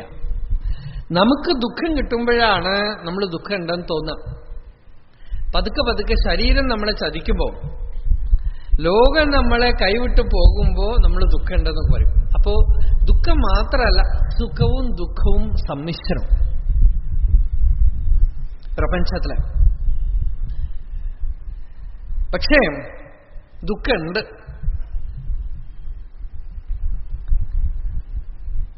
ദുഃഖം എന്താണെന്ന് വെച്ചാൽ ഈ സുഖത്തിന്റെ തന്നെ ആഫ്റ്റർ എഫക്റ്റ് ആണ്. പ്രകൃതി ഒരു വെള്ളിപ്പാത്രത്തിൽ പാൽപായസം തരും, നല്ല മധുരമായ പായസം. നിങ്ങളത് കുടിച്ചു കഴിഞ്ഞിട്ട് പ്രകൃതി പറയും, നന്നായിരുന്നു, ഇത് വളരെ നന്നായിരുന്നു, അതിലിത്തിരി വിഷം ഉണ്ടായിരുന്നു. കുടിച്ചു കഴിഞ്ഞിട്ടേ അറിയുള്ളൂ. കുടിക്കുമ്പോൾ നല്ല ടേസ്റ്റാണ്, അതിന്റെ ആഫ്റ്റർ ഇഫക്റ്റ് വരുമ്പോഴാണ് ഇത് അപകടമാണ് എന്ന് അറിയണത്. അപ്പോഴേക്കും വൈകിപ്പോയി, അപ്പോഴേക്കും വളരെ വൈകിപ്പോയി. സന്ദീപ്തേ ഭവനേ തു കൂപഖനനം പ്രത്യുദ്യമ കീദൃശ. വീട് കത്തി എരിയുമ്പോ ഇയാൾ കടപ്പാറയും കൊണ്ട് പോവാണ്. എന്തിനാന്ന് വെച്ചാൽ കിണർ ഒഴിക്കാൻ. വീട് കത്തിക്കഴിഞ്ഞിട്ട് കിണർ കുഴിച്ച് വെള്ളം എടുത്തിട്ട് പ്രയോജനമുണ്ടോ? സന്ദീപ്തേ ഭവനേതു കൂപഖനനം പ്രത്യുദ്യമ കീദൃശ. അതുകൊണ്ട് ആദ്യം തന്നെ അറിവുള്ളവൻ, വിവേകിയായിട്ടുള്ളവൻ രക്ഷപ്പെടാനുള്ള വഴി നോക്കിക്കൊള്ളണം. ചിലര് ഉള്ളിൽ പെടാതെ തന്നെ ചാടിപ്പോയിക്കളയും, ചിലര് ഉള്ളിൽ പെട്ടിട്ട് ചാടിപ്പോകും. പക്ഷെ എപ്പോഴെങ്കിലുമൊക്കെ പുറത്ത് ചാടണം. ഇവിടെ ദുഃഖമുണ്ട്, വിഷമുണ്ട്, വേദനയുണ്ട്, അനിത്യം അസുഖം ലോകം എന്ന് ഭഗവാൻ തന്നെ ഇതിനൊരു വിശേഷണം കൊടുത്തു. ഈ ലോകത്തിൽ എന്തുകൊണ്ട് ദുഃഖം? ഇതിനെ മാറ്റിമറിക്കാൻ പറ്റുമോ എന്ന് വെച്ചാൽ മാറ്റിമറിക്കാൻ സാധ്യമല്ല. ഇതിന് ചില മാനുഫാക്ചറിങ് ഡിഫക്ട്സ് ഒക്കെ ഉണ്ട് എന്നുള്ള പ്രഖ്യാപനം ഈശ്വരൻ തന്നെ ചെയ്തു കഴിഞ്ഞു. ഇവിടെ ദുഃഖമുണ്ട്, ശാന്തി പുറത്തേക്ക് കിട്ടില്ല. ഇങ്ങനെയൊക്കെ വരുമ്പോ അപ്പൊ നോക്കുമ്പോൾ നമ്മളുടെ അപരാവിദ്യ മുഴുവനും ലിമിറ്റഡ് ആയിട്ട് പോകും. നമ്മുടെ പാരമാർത്ഥികമായ ഒരു സത്യമുണ്ട് എന്നുള്ള വാർത്ത ചെവിക്ക് വീഴുന്നതാണ് നമ്മുടെ ജീവിതത്തിലെ ഏറ്റവും മംഗളമായ മുഹൂർത്തം. ഭദ്രം കർണേഭിഃ ശൃണുയാമ ദേവാഃ ഭദ്രം പശ്യേമാക്ഷഭിര്യജത്രാഃ സ്ഥിരൈരംഗൈഃ തുഷ്ടുവാംസസ്തനൂഭിഃ വ്യശേമ ദേവഹിതം യദായുഃ. ഭദ്രം കർണേഭിഃ ശൃണുയാമ ദേവാഃ. മംഗളമായിട്ടുള്ളത് ചെവി കൊണ്ട് കേൾക്കണം. എന്താ മംഗളം എന്ന് വെച്ചാൽ ഭഗവത് സാക്ഷാത്കാരം സാധ്യമാണ് എന്നുള്ളതാണ് വലിയ മംഗളം. വിവേകാനന്ദ സ്വാമികൾ പറഞ്ഞു, കുട്ടിക്കാലത്ത് ഒരു സമാധാനം ഇല്ലാതെ വട്ടത്തിരിയണ ഒരു കാലം ഉണ്ടായിരുന്നു അദ്ദേഹത്തിന്. നരേന്ദ്രനാഥ് ദത്ത എന്ന് പേര്. എന്താ സമാധാനക്കേട് വരാൻ കാരണം എന്ന് വെച്ചാൽ കൊച്ചുകുട്ടിയായിരിക്കുമ്പോ ധ്യാനനിഷ്ഠനായിരുന്നു. ജന്മന ധ്യാനനിഷ്ഠനായിരുന്നു. ബാക്കി കുട്ടികളുടെ ഒക്കെ കൂടെ ചേർന്നിരുന്നിട്ട് അദ്ദേഹം ധ്യാനിക്കാനിരിക്കും. അവരുടെ കളി ധ്യാനാണ്.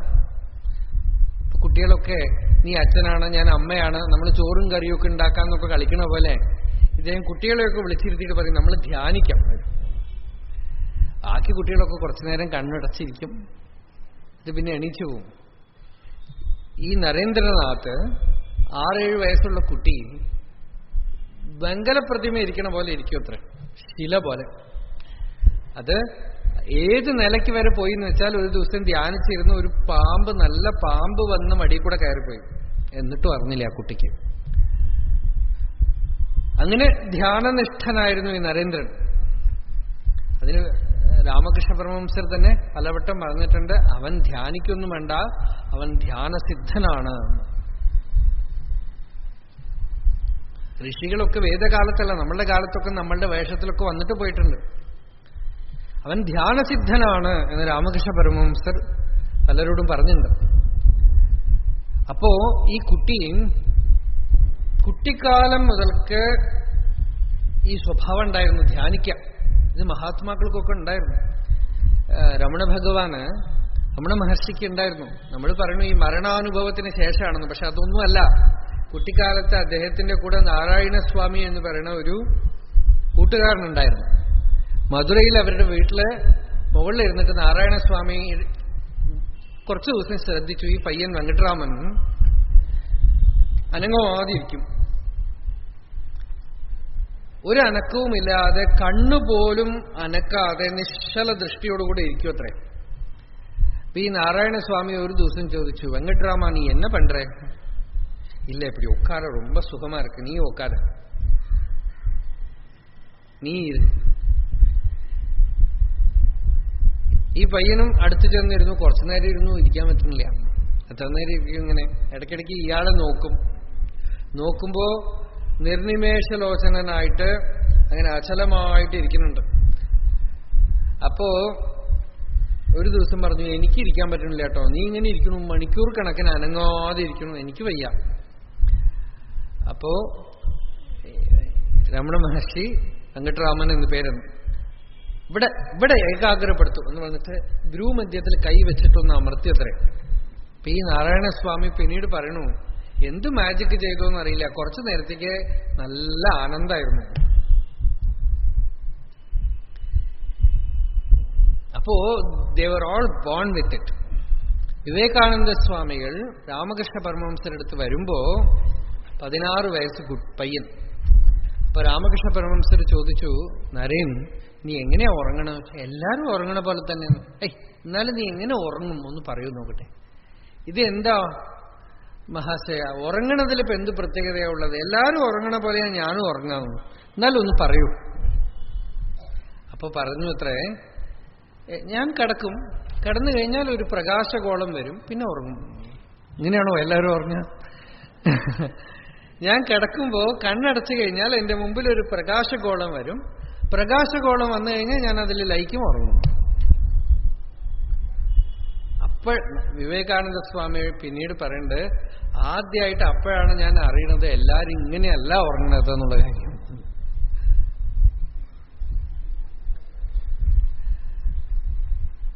അപ്പൊ അദ്ദേഹം ഇങ്ങനെയൊക്കെ നമ്മളൊക്കെ തന്നെ നമ്മളുടെ ഉള്ളിലൊക്കെ സാധാരണ മനുഷ്യരുടെ ഉള്ളിൽ അസാധാരണരായിട്ടുള്ളവർ ഒരുപാട് പേരുണ്ട്.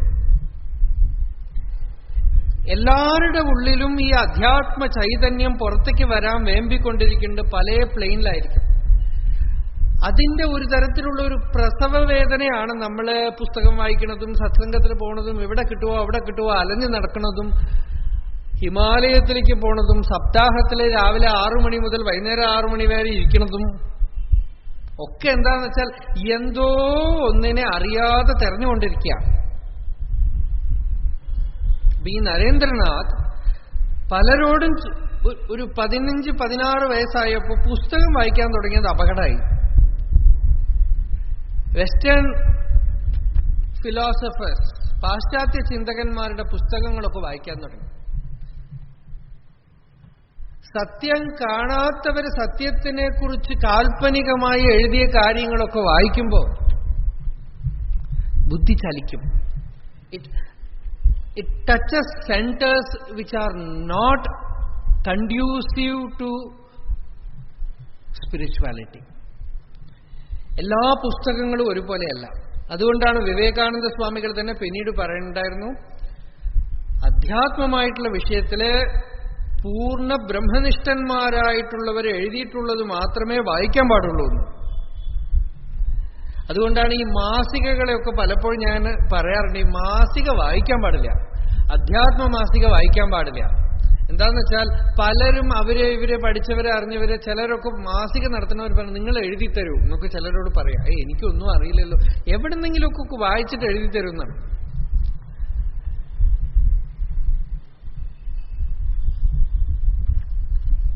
கிருபானந்த வாரியர்னு தமிழ்ல ஒருத்தர் இருந்தாரு, உபன்யாசம் பண்றாரு. அவர் சொல்லுவார், கண்டவன் பேச்சையெல்லாம் கேட்காதேப்பா, கண்டவன் பேச்ச கேளு.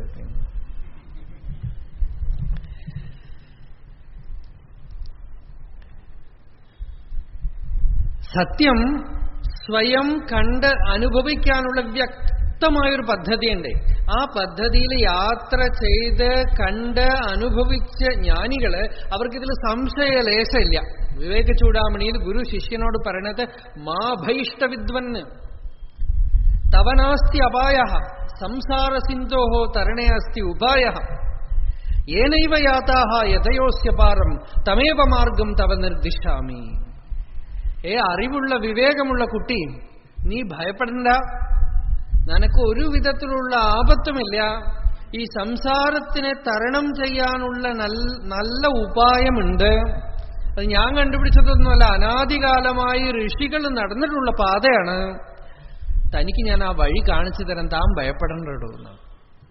ഇങ്ങനെ ഒരു കോൺഫിഡൻസ് എവിടെ വരും? കോൺഫിഡൻസ് സെൽഫ് കോൺഫിഡൻസ് അല്ല, it is the confidence born out of truth. സത്യത്തിനെ കണ്ടവന്റെ നിസ്സംശയമാണ്, നിസ്സംശയ ജ്യോതിസാണ്. അപ്പോ ഈ നരേന്ദ്രനാഥ് പല പുസ്തകങ്ങളും വായിച്ചു. അതുകൊണ്ടാണ് ഇപ്പൊ ഭഗവത്ഗീത, ഭാഗവതം അല്ലെങ്കിൽ വേദാന്ത ദർശനങ്ങളൊക്കെ പാശ്ചാത്യ ദർശനങ്ങളുടെ വെളിച്ചത്തില്, സയൻസിന്റെ വെളിച്ചത്തിൽ ഒന്നും പറയാൻ പാടില്ല. സയൻസ് ഇനിയും ഫുൾ സ്റ്റോപ്പ് ആയിട്ടില്ല. വേദം ഫുൾ സ്റ്റോപ്പായ ശാസ്ത്രമാണ്. അതുകൊണ്ടാണ് വേദാന്തം എന്നുള്ളത്. സയൻസിന് എൻഡ് എന്ന് പറഞ്ഞ് ഇനിയും വന്നിട്ടില്ല. അതെവിടെയും അവസാനിച്ചിട്ടില്ല. അത് അവസാനിക്കണമെങ്കിൽ അത് വ്യക്തിയിൽ വന്ന് അവസാനിച്ചാലേ അവസാനിക്കുള്ളൂ. അത് പ്രപഞ്ചത്തിൽ അന്വേഷിച്ചുകൊണ്ടിരിക്കുന്നിടത്തോളം അവസാനിക്കില്ല. നമ്മൾക്ക് ശാന്തി തരാനുള്ള മാർഗമൊന്നും സയൻസ് ഇതുവരെ കണ്ടുപിടിച്ചിട്ടില്ല. ഭഗവാൻ അക്ഷരമണമാലയിൽ ഒരു പാട്ട് പാടി, ജപ്പടി വിത്തൈ കற்று ഇപ്പടി മയക്കു വിട്ടു ഉരുപ്പടും വിത്തൈ കാട്ട് അരുണാചല. ஜப்படி வித்தைன்னா இன்னைக்கு காட்டுறதெல்லாம் ஜப்படி வித்தை தான். സ്പേസിൽ പോകാം, ചന്ദ്രനിൽ പോവാം, ചൊവ്വയിൽ പോവാം ഒക്കെ പ്ലാൻ ചെയ്ത് ചിലരൊക്കെ ബുക്കിംഗ് ഒക്കെ നടത്തി വെച്ചുകൊണ്ടിരിക്കുകയാണ്. 25 വർഷത്തിൻ്റെ ഉള്ളിൽ ചന്ദ്രനിലേക്ക് പോവാം, ചൊവ്വയിലേക്ക് പോവാം എന്ന് വന്ന് 90 വയസ്സായ ആളുകളൊക്കെ ബുക്കിംഗ് ചെയ്തിട്ടിരിക്കുകയാണ്. 25 വർഷം കഴിഞ്ഞിട്ട് പോകാനായിട്ട് എത്രയോ ലക്ഷമൊക്കെ കൊടുത്തു. അവർക്ക് വയസ്സിപ്പോ 90 ആയി കഴിഞ്ഞു. ആലോചനയേ ഇല്ല. ആലോചിച്ച ബുദ്ധിമുട്ടാണ്. അപ്പോ സയൻസിനും വേദാന്തവും വേറെ വേറെയാ. ഇത് ലോകത്തിന്റെ ശാസ്ത്രമാണ്, ഇത് സ്വപ്നത്തിന്റെ ഉള്ളിലുള്ള ശാസ്ത്രമാണ്, ദൃശ്യപ്രപഞ്ചത്തിന്റെ ഉള്ളിലുള്ള ശാസ്ത്രമാണ് സയൻസ്. എല്ലാം ഋഗ്വേദം, യജുർവേദം, സാമവേദം, അഥർവവേദം, ശിക്ഷ, കൽപ്പം, വ്യാകരണം, നിരുക്തം, ഛന്ദസ്, ജ്യോതിഷം, ഭൂതവിദ്യ, ആയുർവേദം, എന്തൊക്കെയുണ്ടോ എല്ലാത്തിനെയും ഉപനിഷത്ത് പറഞ്ഞു. എല്ലാത്തിനെയും പറഞ്ഞിട്ട് പറഞ്ഞു ഇതൊക്കെ തന്നെ ശബ്ദം മാത്രമാണെന്ന്. അപ്പൊ ഈ വിദ്യ സ്പിരിച്വാലിറ്റിയുമായിട്ട് ചേർന്ന് പോകില്ല. സൂര്യന് ഉണ്ട് എന്ന് സ്ഥാപിക്കാനായിട്ട് അമാവാസ്യ ദേവതയെ കൂട്ടിക്കൊണ്ടുവന്നാൽ നടക്കില്ല. അമാവാസ്യയുടെ അധിഷ്ഠാന ദേവത പറയാ സൂര്യനുണ്ട്, ഞാൻ കണ്ടിട്ടുണ്ട്. അമാവാസ്യ ദേവത സൂര്യന്റെ അസ്തിത്വത്തിന് പ്രമാണമായിട്ട് ശ്ലോകം ചമച്ചാൽ സ്വീകരിക്കാൻ പറ്റുമോ? അതുപോലെയാണ് ദൃക്കിനെ കുറിച്ചുള്ള സത്യത്തിന് പ്രമാണമായിട്ട് ദൃശ്യശാസ്ത്രം കൊണ്ടുവരാൻ പാടില്ല. ദൃക്കിന് പ്രമാണം ദൃക്ക് മാത്രമാണ്. വാസ്തവത്തിൽ ദൃക്കിന് പ്രമാണം ആവശ്യമില്ല. പ്രമാണൈക ചക്ഷുസ്സായിട്ടിരിക്കണ വേദം പോലും ആത്മാവിനെ പ്രമാണമായിട്ട് സ്വീകരിച്ചുകൊണ്ടാണ് പ്രമാണമായിട്ട് നിൽക്കുന്നത്. അതുകൊണ്ട് വേദം പോലും ആത്മാവിന് പ്രമാണമല്ല, ആത്മാവേദത്തിന് പ്രമാണമാണ്. അതുള്ളത് കൊണ്ടാണ് വേദം അറിയപ്പെടുന്നത്. അതുകൊണ്ട് ആത്മാവിനെ അറിയാൻ ദൃശ്യപദാർത്ഥങ്ങളൊന്നും കാര്യമായിട്ട് പ്രയോജനപ്പെടില്ല. അപ്പോ ഇത്രയൊക്കെ എന്തിനാ പറഞ്ഞ് വിവേകാനന്ദ സ്വാമികൾ ഈ ശാസ്ത്രമൊക്കെ പഠിച്ച് അദ്ദേഹത്തിന് വലിയ വിഷമായി. എന്താന്ന് വെച്ചാൽ ഈശ്വരൻ ഇല്ലാന്ന് തോന്നുക. പ്രപഞ്ചമൊക്കെ സയൻസ് കൊണ്ട് തന്നെ എക്സ്പ്ലെയിനബിൾ ആണെന്ന് തോന്നുക. തത്വവിചാരം, ഫിലോസഫി കൊണ്ട് എന്തൊക്കെയോ ചിന്തിക്കുക. പല കാര്യത്തിൽ ചിന്തിച്ച് ഫിലോസഫിക്കൊക്കെ ധൈര്യം തരാൻ പറ്റില്ലേ? സൈക്കാട്രി, ഫിലോസഫി, ഇതിനൊന്നും ധൈര്യം തരാൻ പറ്റില്ല. എന്തു ധൈര്യം തരാൻ ഒക്കും? ഈ ഫോബിയ, മാനിയ എന്നൊക്കെ പറഞ്ഞ ധൈര്യം വരുമോ? നമുക്ക് എല്ലാം മാനിയാവാണോ ഫോബിയാവാണോ തോന്നിക്കൊണ്ടേയിരിക്കും. ഇപ്പോൾ ഒരു ക്ലിനിക്കൽ സൈക്കാട്രിസ്റ്റ് ഹോസ്പിറ്റലില് കിടക്കുന്ന ഒരു സ്വാമിയെ ചികിത്സിച്ചു. നല്ല വേദാന്ത വിദ്വാനാണ് സ്വാമി, കുറച്ച് വയസ്സായിരിക്കണം. അപ്പൊ സ്വാമിയുടെ അടുത്ത് ഈ സൈക്കാട്രിസ്റ്റ് ചെന്നിട്ട് പറഞ്ഞു, സമാധാനമായിട്ടിരിക്കണം കേട്ടോ സ്വാമി, സർജറി നടക്കാൻ പോണു, ഭയപ്പെടണ്ട. മരിച്ചാലും എന്താ ഭയപ്പെടാനുള്ളത്, അങ്ങേക്ക് അറിയണതല്ലേ, അതുകൊണ്ട് മരണത്തിനെ പോലും ഭയപ്പെടാതിരിക്കണം എന്നൊക്കെ ഇദ്ദേഹം പറഞ്ഞു കൊടുത്തു. ധാർഷ്ട്യമേ. അപ്പോ അപ്പൊ സ്വാമി വളരെ സാധാരണയായിട്ട് പറഞ്ഞു, എന്താപ്പൊ ഭയപ്പെടാനുള്ളത്, മരിച്ചപ്പോ എന്താ, എനിക്ക് വയസ്സായില്ലേ, ഇപ്പൊ നിങ്ങളും മരിക്കും എന്ന് പറഞ്ഞു. അറിയാതെ പറഞ്ഞു പോയതാ. ഈ സൈക്കാട്രിസ്റ്റ് 3 ദിവസം പനിച്ചു കിടന്നു. കാരണം പറഞ്ഞ ആളൊരു സന്യാസിയാണ്. ഇനിയിപ്പോ എന്തെങ്കിലും ആവോ, മകൾക്ക് കല്യാണം കഴിയണം, പേരക്കുട്ടിക്ക് കല്യാണം കഴിയണം, ആകപ്പാടെ ഒരു വെപ്രാളം, ഡിപ്രഷനൊക്കെ വന്ന് 3 ദിവസം പോയില്ല. 3ാമത്തെ ദിവസം സ്വാമിയുടെ അടുത്ത് പോയിട്ട് സ്വാമി ചോദിച്ചു, എന്താ കാണാത്തതെന്ന് ചോദിച്ചു. ഒന്നുമില്ല എന്ന് പറഞ്ഞു. എന്നിട്ട് കുറച്ചു നേരം കഴിഞ്ഞല്ല, സ്വാമി 3 ദിവസം മുമ്പ് പറഞ്ഞല്ലോ, അത് കാര്യമായിട്ട് പറഞ്ഞതാണോ ചോദിച്ചു. എന്താ പറഞ്ഞല്ല, നിങ്ങളും മരിക്കുന്നു പറഞ്ഞല്ലോ. ഞാനതൊക്കെ സാധാരണ പറഞ്ഞതാ, ദീർഘായുസ് ഇരിക്കും കേട്ടോ എന്ന് പറഞ്ഞു. അപ്പോഴാണ് ഒരു സമാധാനമായത്. അപ്പോ ഈ അറിവിന് ധൈര്യം തരാൻ പറ്റില്ല. ഈ അറിവ് എവിടുന്ന് ധൈര്യം തരും? അഭയം പ്രതിഷ്ഠാം വിന്ദത്തെ എന്ന് പറയണത് ഈ അശരീരത്വസ്വരൂപ ദർശനാത്മിക വിദ്യ, ബ്രഹ്മവിദ്യ, വേദാന്തവിദ്യ സ്വയം രാജത്തെ ആണ്. അശരീരത്വ ദർശനാത്മികയായിട്ടിരിക്കുന്ന ഈ ബ്രഹ്മവിദ്യയല്ലാതെ നമുക്ക് ശാന്തി സമാധാനത്തിന്റെ കവാടം തുറന്നു തരാനുള്ള ശാസ്ത്രമൊന്നും കണ്ടുപിടിക്കാൻ ഒക്കില്ല. കാരണം ഈ ശാസ്ത്രം തന്നെ ആരും കണ്ടുപിടിച്ചതൊന്നുമല്ല, ഈശ്വരനായിട്ട് അധികാരികളായ ഋഷികളുടെ ഉള്ളിൽ പ്രകാശിപ്പിച്ചു കൊടുത്തതാ. അതുകൊണ്ട് ഈ വിദ്യ നമുക്ക് അഭിമാനിക്കാനുള്ളതൊന്നുമല്ല. ഇത് ഹിന്ദുമതത്തിന്റെ എന്ന് പറഞ്ഞാൽ അതല്ല. അതാണ് ഞാൻ ആദ്യം തന്നെ പറഞ്ഞു വെച്ചത്. ഭൂമിയിലുള്ള പുഴുവും പാറ്റയടക്കം സനാതനധർമ്മത്തിന്റെ ഉള്ളിലുള്ളവരാണ്. അവർക്കൊക്കെ സ്വന്തമായിട്ടുള്ളതാണ് ഈ വിദ്യ. അതുകൊണ്ട് നിങ്ങൾ സ്വീകരിച്ചാലും സ്വീകരിച്ചിട്ടില്ലെങ്കിലും നിങ്ങളൊക്കെ തന്നെ ഈ ഭൂമണ്ഡലത്തിലുള്ളവരാണെങ്കിൽ, ഈ കോസ്മോസിലുള്ളവരാണെങ്കിൽ നിങ്ങളൊക്കെ വേദാന്തത്തിന് അധികാരികളാണ്. ജ്ഞാനേ സർവാശ്രമിണാമധികാര എന്ന് ഭഗവത്പാദർ ഭാഷ്യകാരൻ, ഭഗവാൻ ഭാഷ്യകാരൻ പറഞ്ഞു. അപ്പോ ഈ വിദ്യ വിവേകാനന്ദ സ്വാമികൾ പലതരത്തിലുള്ള തത്വ ഫിലോസഫിയൊക്കെ പഠിച്ച് മനസ്സിനൊരു സമാധാനമില്ല, ഇരിപ്പില്ല. എന്താന്ന് വെച്ചാൽ കുട്ടിക്കാലത്ത് ഈശ്വരൻ എന്നുള്ളൊരു സന്തോഷം ഉണ്ടായിരുന്നു. അമ്മ കുട്ടിക്കാലത്ത് കുട്ടിക്ക് പറഞ്ഞു കൊടുത്തു, നീ കൈലാസത്തു നിന്നാണ് വന്നിരിക്കണതെന്ന് പറഞ്ഞു കൊടുത്തു.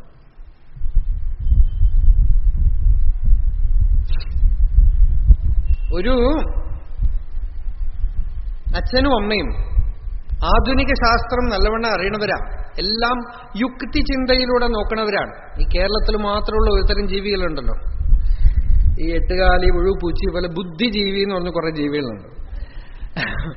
അപ്പോ ഒരു കുട്ടിക്ക് പഠിപ്പിച്ചു കൊടുത്തു, നീ അച്ഛന്റെ ശുക്ലത്തിൽ നിന്നും അമ്മയുടെ ശോണിത്വത്തിൽ നിന്നും ജനിച്ചതാണ്.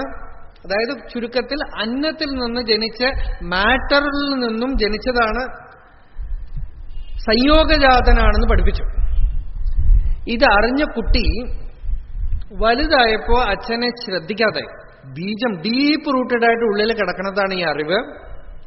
വലുതായപ്പോ അച്ഛനോട് പറഞ്ഞു, ഞാൻ നിങ്ങളെ എന്തിനു നോക്കണം, നിങ്ങളുടെ സുഖത്തിൽ നിന്ന് ഞാൻ ജനിച്ചു, അതിനിപ്പോ നിങ്ങൾ എനിക്ക് വേണ്ടി ഇപ്പൊ ഒന്നും ചെയ്തിട്ടൊന്നുമില്ലല്ലോ, ഞാൻ നിങ്ങൾക്ക് എന്തിനു നോക്കണം?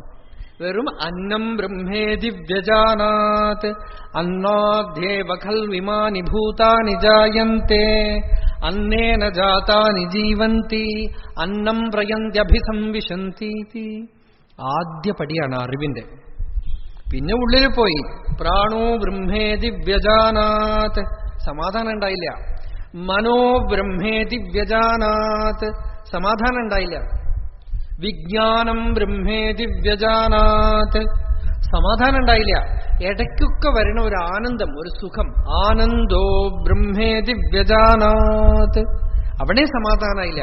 അവസാന ആനന്ദത്തിനെ സ്വരൂപമായിട്ട് അറിഞ്ഞ് ആനന്ദത്തിൽ നിന്നാണ് ജനിക്കണത്, ആനന്ദത്തിലാണ് നിൽക്കുന്നത്, ആനന്ദത്തിൽ ലയിക്കണു. ജീവിതം മുഴുവൻ ആനന്ദത്തിന്റെ എക്സ്പ്രഷനാണ്.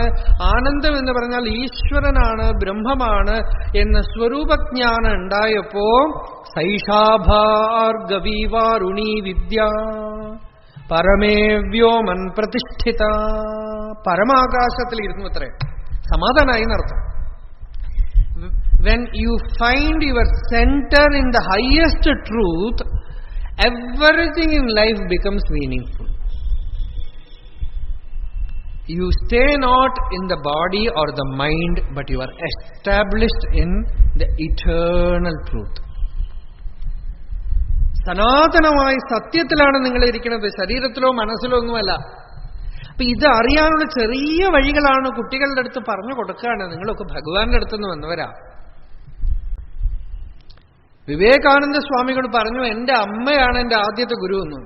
അമ്മ പറഞ്ഞു കൊടുത്തു, നീ കൈലാസത്തുനിന്ന് വന്നതാ. കാരണം അങ്ങനെയാ, കുട്ടി ജനിച്ചില്ല എന്ന് പറഞ്ഞ്, ആൺകുട്ടി ഉണ്ടായില്ല എന്ന് പറഞ്ഞ് പഞ്ചാക്ഷരം ജപിച്ച് ജപിച്ച് ജപിച്ച് ജപിച്ച് അവസാനം കാശിയിൽ പോയിരുന്നിട്ട് വിശ്വനാഥന്റെ സന്നിധിയിൽ ഇരുന്ന് ജപിച്ചു. എന്നിട്ടാണ് ഈ കുട്ടി ജനിക്കുന്നത്. അതുകൊണ്ട് വിശ്വേശ്വരൻ എന്നാണ് പേര്, ശരിയായ പേര്. നരേന്ദ്രനാഥ് എന്നുള്ളത് വിളിക്കണ പേരാണ്. വിശ്വേശ്വരൻ എന്ന് പേര് വെച്ചു. കുട്ടിക്കാലം മുതൽ കുട്ടിയുടെ അടുത്ത് പറഞ്ഞു, നീ കൈലാസത്തുനിന്ന് വന്നതാട്ടോ എന്ന്. കുട്ടി ഒരുപാട് കുറുമ്പ് കാണിച്ച അമ്മ പറയായിരുന്നു അത്രേ, ഭഗവാനെ വിശ്വനാഥ, നീ വന്ന് ജനിക്കണമെന്ന് പ്രാർത്ഥിച്ചിട്ട് നിന്റെ ഭൂതഗണത്തിൽ ഒന്നിനെയാണല്ലോ അയച്ചു വെച്ചത് എന്ന് പറയത്രേ. ഒരുപാട് കുറുമ്പ് കാണിച്ച് സഹിക്ക വയ്യാതായി കഴിയുമ്പോ അമ്മ ഈ നരേന്ദ്രനാഥനെ ഈ കുട്ടിയെ പിടിച്ചിരുത്തിയിട്ട് തലയിൽ ജലം ധാരധാരയായിട്ട് ഒഴിച്ച് അഭിഷേകം ചെയ്യണ പോലെ ഒഴിച്ചിട്ട് ശിവശിവ ശിവശിവ ശിവശിവ എന്ന് ഒഴിച്ചു കഴിഞ്ഞാൽ തണുക്കും. ചിലപ്പോ പറയത്രേ, നീ ഇങ്ങനെ കുറുമ്പ് കാണിച്ചാൽ തന്നെ കൈലാസത്തിൽ ഭഗവാൻ കയറ്റില്ല കേട്ടോ എന്ന് പറഞ്ഞാൽ ശാന്താവും അത്രേ. അങ്ങനെയൊക്കെയാണ് കുട്ടികളെ വളർത്തേണ്ടത്. നിങ്ങൾ വെറുതെ കുട്ടികളെ മോളിക്യൂളാണ്, ആറ്റമാണെന്ന് പറഞ്ഞ് വളർത്തിയ അവർക്ക് അവസാനം ആറ്റം ബോംബും ന്യൂക്ലിയർ ബോംബും മാത്രമേ അറിയുള്ളൂ. ഭഗവാനാണ്, ആത്മാവാണ്, ശാന്തിയാണ്, ആനന്ദമാണ്. ഭഗവത് കഥകളൊക്കെ പറഞ്ഞുകൊടുത്ത്, ഈശ്വര കഥകളൊക്കെ പറഞ്ഞുകൊടുത്ത് കുട്ടികളങ്ങനെ ഭാവന, മൈൻഡാണ്, ഭാവനയ്ക്ക് വിഷയം വേണം. പലരും ചോദിക്കണം എൻ്റെ അടുത്ത്, എന്തിനാ ഈ ഭാഗവതം, കഥകള്, പുരാണങ്ങളൊക്കെ? Either you need some intellectual thing like Vedanta, physical science. ഞാൻ പറയണത്, നമ്മളെ ഇന്റലക്റ്റിൽ വളരെ കുറച്ചേ ഇരിക്കണുള്ളൂ, ഭൗതിക പ്രപഞ്ചത്തിലും വളരെ കുറച്ചേ ഇരിക്കണുള്ളൂ. മാക്സിമം ഇരിക്കുന്നത് ഭാവനാമണ്ഡലത്തിലാണ്. ഈ ഭാവനാമണ്ഡലം ശുദ്ധമായിട്ടില്ലെങ്കിൽ വേദാന്തജ്ഞാനം ഉണ്ടാവില്ല. ഭാവനാമണ്ഡലത്തിന് നിങ്ങൾ ഭാഗവതവും രാമായണവും ഭഗവത് കഥകളും മഹാപുരുഷന്മാരുടെ ചരിത്രമൊന്നും നിങ്ങളുടെ ഭാവനയിൽ ഒഴുകിയിട്ടില്ലെങ്കിൽ നിങ്ങൾ സിനിമാ ആക്ടേഴ്സും അവരുടെ ഭാവനാ കഥകളും ഈ കാളമൂത്രം പോലെ പോണ സീരിയലും ഒക്കെ കണ്ടുകൊണ്ടിരിക്കും. കഴിയേല, അതിങ്ങനെ പോയിക്കൊണ്ടിരിക്കും അല്ലേ. ഇവര് മരിച്ചു, അവര് ജനിച്ചു, ഇവര് മരിച്ചു. വീട്ടിലുള്ള മരണവും ജനനവും ഒക്കെ പോട്ടെ, ഇവരുടെ ജനനവും മരണവും ഒക്കെയാണ് ആളുകളുടെ എന്താ. ഇത് ഞാൻ കുറ്റം പറയല്ല, ഇത് ഹ്യൂമൻ മൈൻഡിന്റെ ഒരു നെസസിറ്റിയാണ്. You need imagination, you need ഭാവന. അതുകൊണ്ടാണ് വേദം കർമ്മത്തിനെ ശരീരത്തിലും മനസ്സിലും ഉപാസന, ഭാവനാമണ്ഡലം. ഭഗവാന്റെ വൃന്ദാവനത്തിലുള്ള ലീലകള്, ഭഗവാൻ ജനിച്ചത്, ഭഗവാന്റെ കളി, ഇതൊക്കെ എന്തിനാ? ഇതൊക്കെ മനുഷ്യർ ഭാവന ചെയ്ത്, ആ ഭാവന വേണം. ഇല്ലെങ്കിൽ ഹനുമാനെ ഭാവന ചെയ്തിട്ടില്ലെങ്കിൽ കുട്ടികളെ സൂപ്പർമാൻ, ഹീമാൻ, ഏതെങ്കിലുമൊക്കെ മാൻ വരും. സുലൈമാനോ റഹ്മാനോ ഒക്കെ വരും. ഏത് ഹനുമാൻ ഉള്ളിൽ വേണം. എന്താന്ന് വെച്ചാൽ നോക്കൂ, ഇത് കുട്ടികളുടെ നീഡാണ്, നെസസിറ്റിയാണ്. അവരുടെ ഉള്ളിൽ ആ എനർജി വരുമ്പോ ആ ഭാവനാമണ്ഡലത്തിൽ അവർക്ക് ഹനുമാൻ വേണം, ഭീമൻ വേണം, അർജുനൻ വേണം. ആ കഥാപാത്രങ്ങളൊക്കെ ദിവ്യത്വത്തിനോട് സമ്പർക്കമുള്ള കഥാപാത്രങ്ങളാണ്. പക്ഷെ ഇവർക്ക് വേണ്ട ഊർജം കൊടുക്കും. നേരെ മറിച്ച് നിങ്ങൾ ഹീമാൻ, സൂപ്പർമാൻ, ഇലക്ട്രിക് മാൻ എന്നൊക്കെ പറഞ്ഞു കഴിഞ്ഞാൽ ഇതിനൊരു സംബന്ധമില്ല. നോക്കൂ, ഈ കഥകൾ ഇല്ലാതെ ഉള്ള A kind of imaginary stories. അതുകൊണ്ടാണല്ലോ നോക്കൂ, ഈ ഒരു ഹാരി പോട്ടർ എന്ന് പറയുന്ന പുസ്തകം വന്നിട്ട് ലോകം മുഴുവൻ പടർന്നു. മനുഷ്യ മനസ്സിന്റെ ആവശ്യമാണ് ഭാവന, മനുഷ്യ മനസ്സിന്റെ ആവശ്യമാണ്. വലിയ ആളുകളും കുട്ടികളും ഒക്കെ വാങ്ങി വായിക്കുകയാണ് ഈ കഥകളൊക്കെ. എന്താന്ന് വെച്ചാൽ കഥകള് വേണം. കഥാദിഷു അനുരാഗ. അതുകൊണ്ട് മഹാപുരുഷന്മാരുടെ ചരിത്രം അത് ഹിസ്റ്റോറിക് ആണോ ഓത്തന്റിക് ആണോ നോക്കണ്ട. അതിന് ത്യാഗം, വൈരാഗ്യം, ശാന്തി ഇതൊക്കെ വരണ്ടോ മതി. ഭാഗവതം കേൾക്കുമ്പോ ആ ഭാവന, ഭാഗവതം പറഞ്ഞ് കേട്ട് അനുഭവിച്ച് അവസാനം ഹൃദയം ദ്രവിച്ച് പഴുത്ത പഴമായിട്ട് എത്ര മഹാഭാഗവതന്മാരാണ് ഈ കേരളത്തിൽ ഉണ്ടായിരുന്നത് അല്ലേ? അതിനേക്കാളും വലിയ ഭാവനാശുദ്ധി. ആ ഭാവനാശുദ്ധി നിങ്ങൾക്ക് സയൻസും പറഞ്ഞുകൊണ്ടിരുന്നാൽ കിട്ടുമോ? ആ ഭാവനാശുദ്ധി നിങ്ങൾക്ക് ഹൈഡ്രജൻ ആണോ ഓക്സിജൻ ആണ് എന്നും പറഞ്ഞുകൊണ്ടിരുന്നാൽ കിട്ടുമോ? അപ്പൊ ഭാവനാമണ്ഡലത്തിൽ നിങ്ങളുടെ ഫാക്ച്വാലിറ്റിക്കൊന്നും വിലയില്ല അവിടെ. ഭാവനാമണ്ഡലത്തില് 60,000 വർഷം ഒരാൾ ജീവിച്ചു എന്ന് പറഞ്ഞാൽ എങ്ങനെ വിശ്വസിക്കും? അതൊന്നും വിലയില്ല അവിടെ. സ്വപ്നത്തിൽ 60,000 വർഷം ഉണ്ട്, 10,000 വർഷം ഉണ്ട്. സ്വപ്നമാണ്. ഫിസിക്കൽ പ്ലെയിൻ എങ്ങനെ ഫാക്റ്റാണോ അതുപോലെ ഡ്രീം പ്ലെയിൻ ഇതിനേക്കാളും ഫാക്ച്വൽ ആയിട്ടുള്ള ഒരു പ്ലെയിൻ ആണ്. സ്വപ്നം കാണുമ്പോൾ നിങ്ങളത് അനുഭവിക്കുന്നുണ്ട്.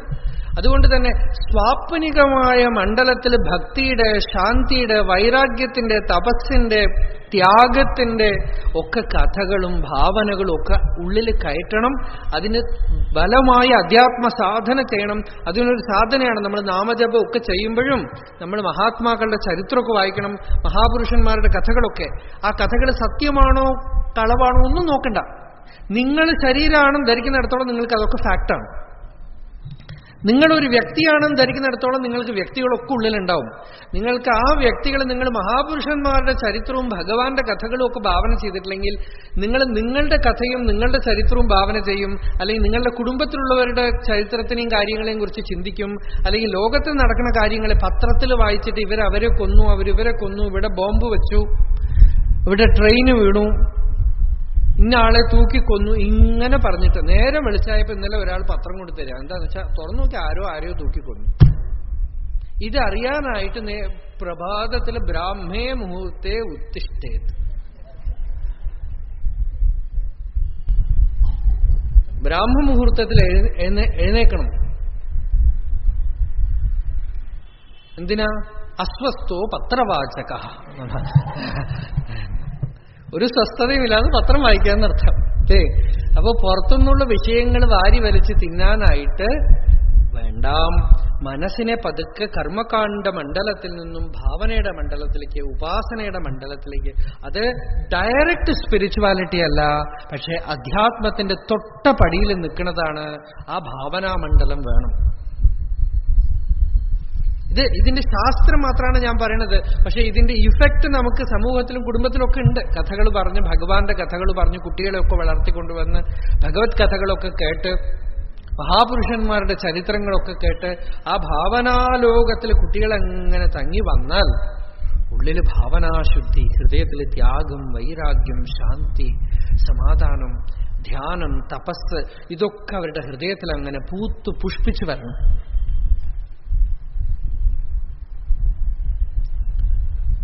അതൊരു വശത്ത്.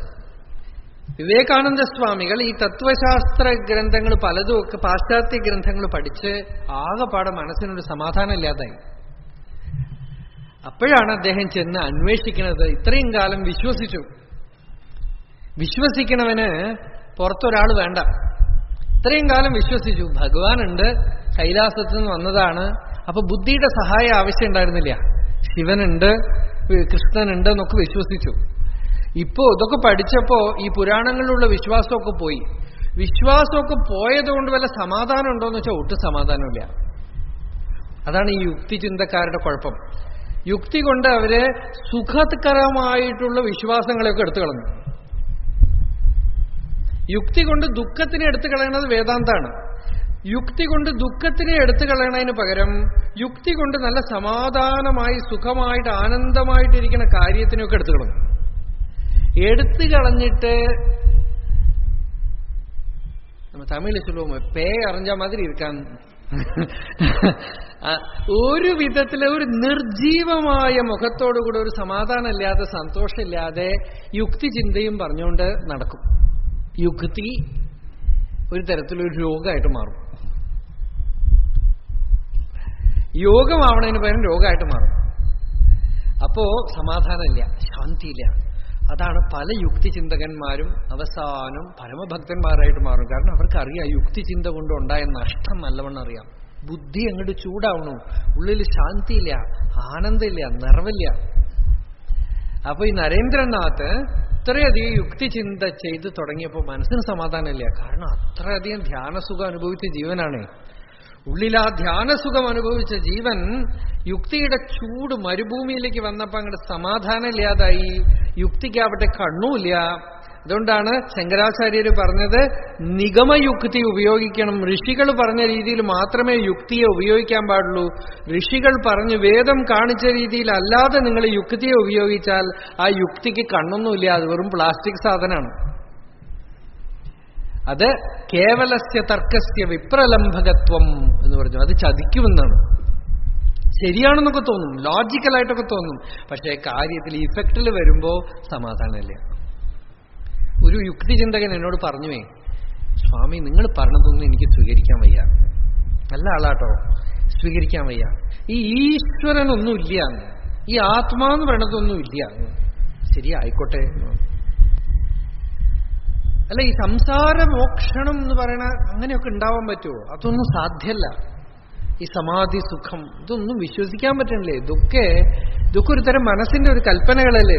ആയിക്കോട്ടെ അങ്ങനെ കുറെ കഴിഞ്ഞു, എന്താ സ്വാമി എല്ലാം ആയിക്കോട്ടെ ആയിക്കോട്ടെ എന്ന് പറയണത്? അല്ല, നിങ്ങളിപ്പോ പറഞ്ഞത് ഇപ്പൊ ഞാൻ സമ്മതിച്ചതൊന്നും അത്രയല്ലേ ഉള്ളൂ. ഒന്നും അവസാനം അതല്ല, എനിക്ക് സമാധാനമില്ലേ, ഇതൊക്കെ ഉണ്ടെന്നൊന്ന് എന്നെ ഒന്ന് ബോധിപ്പിച്ചു തരുമെന്ന്. അതായത് ഇതൊക്കെ ഉണ്ട് എന്നുള്ളത് ഉള്ളിൽ കിടപ്പുണ്ട്, ഇത് ഇല്ല എന്ന് ബുദ്ധി കൊണ്ട് പറയുകയും ചെയ്യണം. ഇത് ഉണ്ട് എന്ന് ആയിത്തീരുവും വേണം അത്രയും മൂപ്പർക്ക്.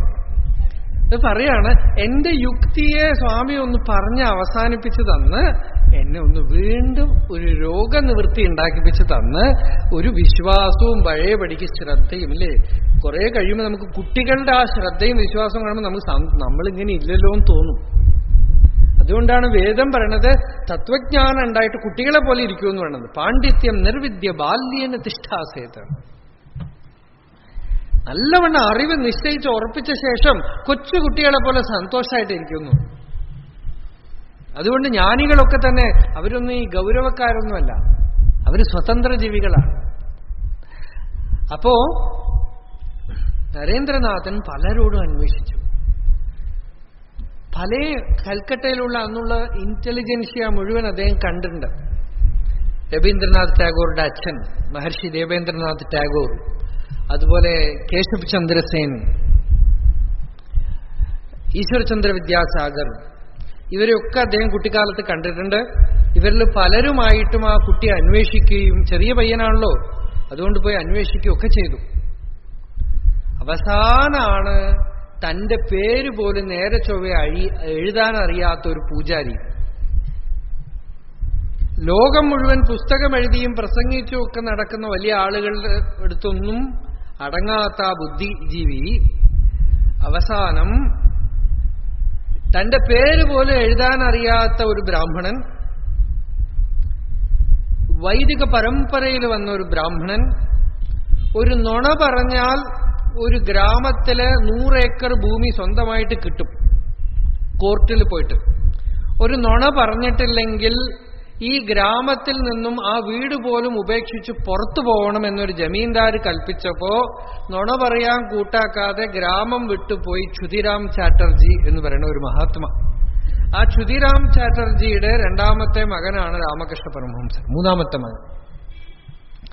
അപ്പോ സത്യത്തിന്റെ പരമ്പര. രാമകൃഷ്ണദേവന്റെ അച്ഛൻ ഒരു വലിയ മഹാത്മാവായിരുന്നു. രാമകൃഷ്ണദേവൻ എഴുതാനും വായിക്കാനും അറിയാത്തൊരു ബ്രാഹ്മണൻ,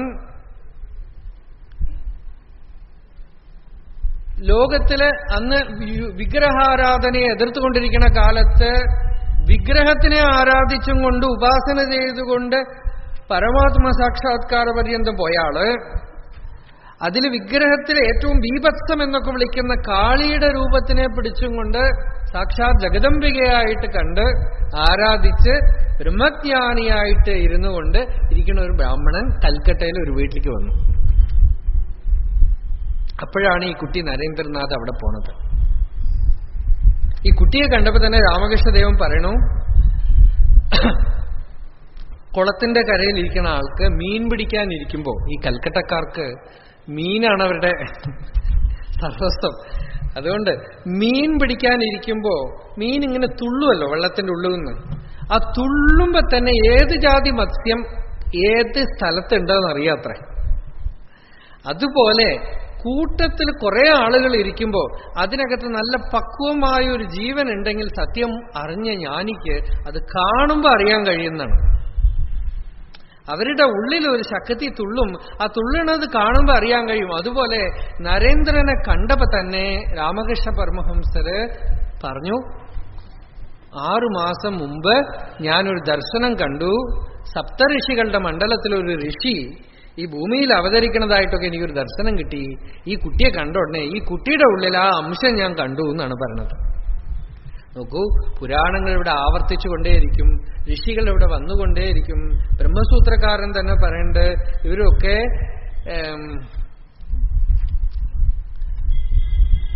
നമ്മളാരും തനിച്ചല്ല, ഇവിടെയൊക്കെ തന്നെ ആദിവാഹിക ശരീരത്തിൽ അവരൊക്കെ ഉണ്ടാവും. ഭാഗവതമൊക്കെ പറയുമ്പോൾ ഋഷികളൊക്കെ ഉണ്ടാവും, ദേവതകളൊക്കെ ഉണ്ടാവും എന്നൊക്കെ പറയണത് നമ്മൾക്ക് അറിയണില്ല, അത്രയേ ഉള്ളൂ. കണ്ണുള്ളവർക്ക് കാണാം. അപ്പോ ഈ കുട്ടിയെ കണ്ട ഉടനെ തീരുമാനിച്ചു. എന്നിട്ടാണ് ഈ കുട്ടി ചെന്ന് ചോദിക്കണത്, മഹാശയ, ഈശ്വരൻ അങ്ങ് കണ്ടിട്ടുണ്ടോ? ഈ കുട്ടിയുടെ ഈശ്വരൻ ഇപ്പൊ അങ്ങനെ മാത്രമാണ്. ഇപ്പൊ രാമകൃഷ്ണദേവൻ പറഞ്ഞു, കുട്ടി തന്നെ ഞാൻ എങ്ങനെ കാണുന്നു അതുപോലെ കണ്ടിട്ടുണ്ട്, അതിനേക്കാൾ അടുത്ത് കണ്ടിട്ടുണ്ട്, മാത്രമല്ല വേണമെങ്കിൽ തനിക്ക് കാണിച്ചു തരാനും പറ്റും.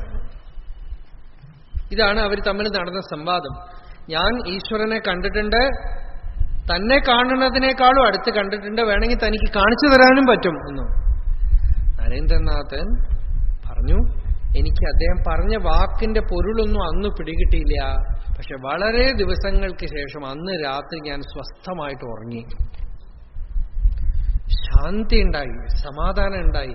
At last I found that there is purpose for living. അല്ലെങ്കിൽ ജീവിക്കുന്നതിന് എന്തർത്ഥം? കുറെ തിന്നുക, ഉറങ്ങുക, തിന്നുക, ഉറങ്ങുക, തിന്നുക, ഉറങ്ങുക. നമ്മളുടെ ഒരു ആളുണ്ടായിരുന്ന ഒരു കാരണവർ, അദ്ദേഹം പറയും, നേരം വെളിച്ചാവണു രാത്രിയാവും, വെളിച്ചാവണു രാത്രിയാവും. രാമായണാണതേ. രാമായണത്തില് രാമായണം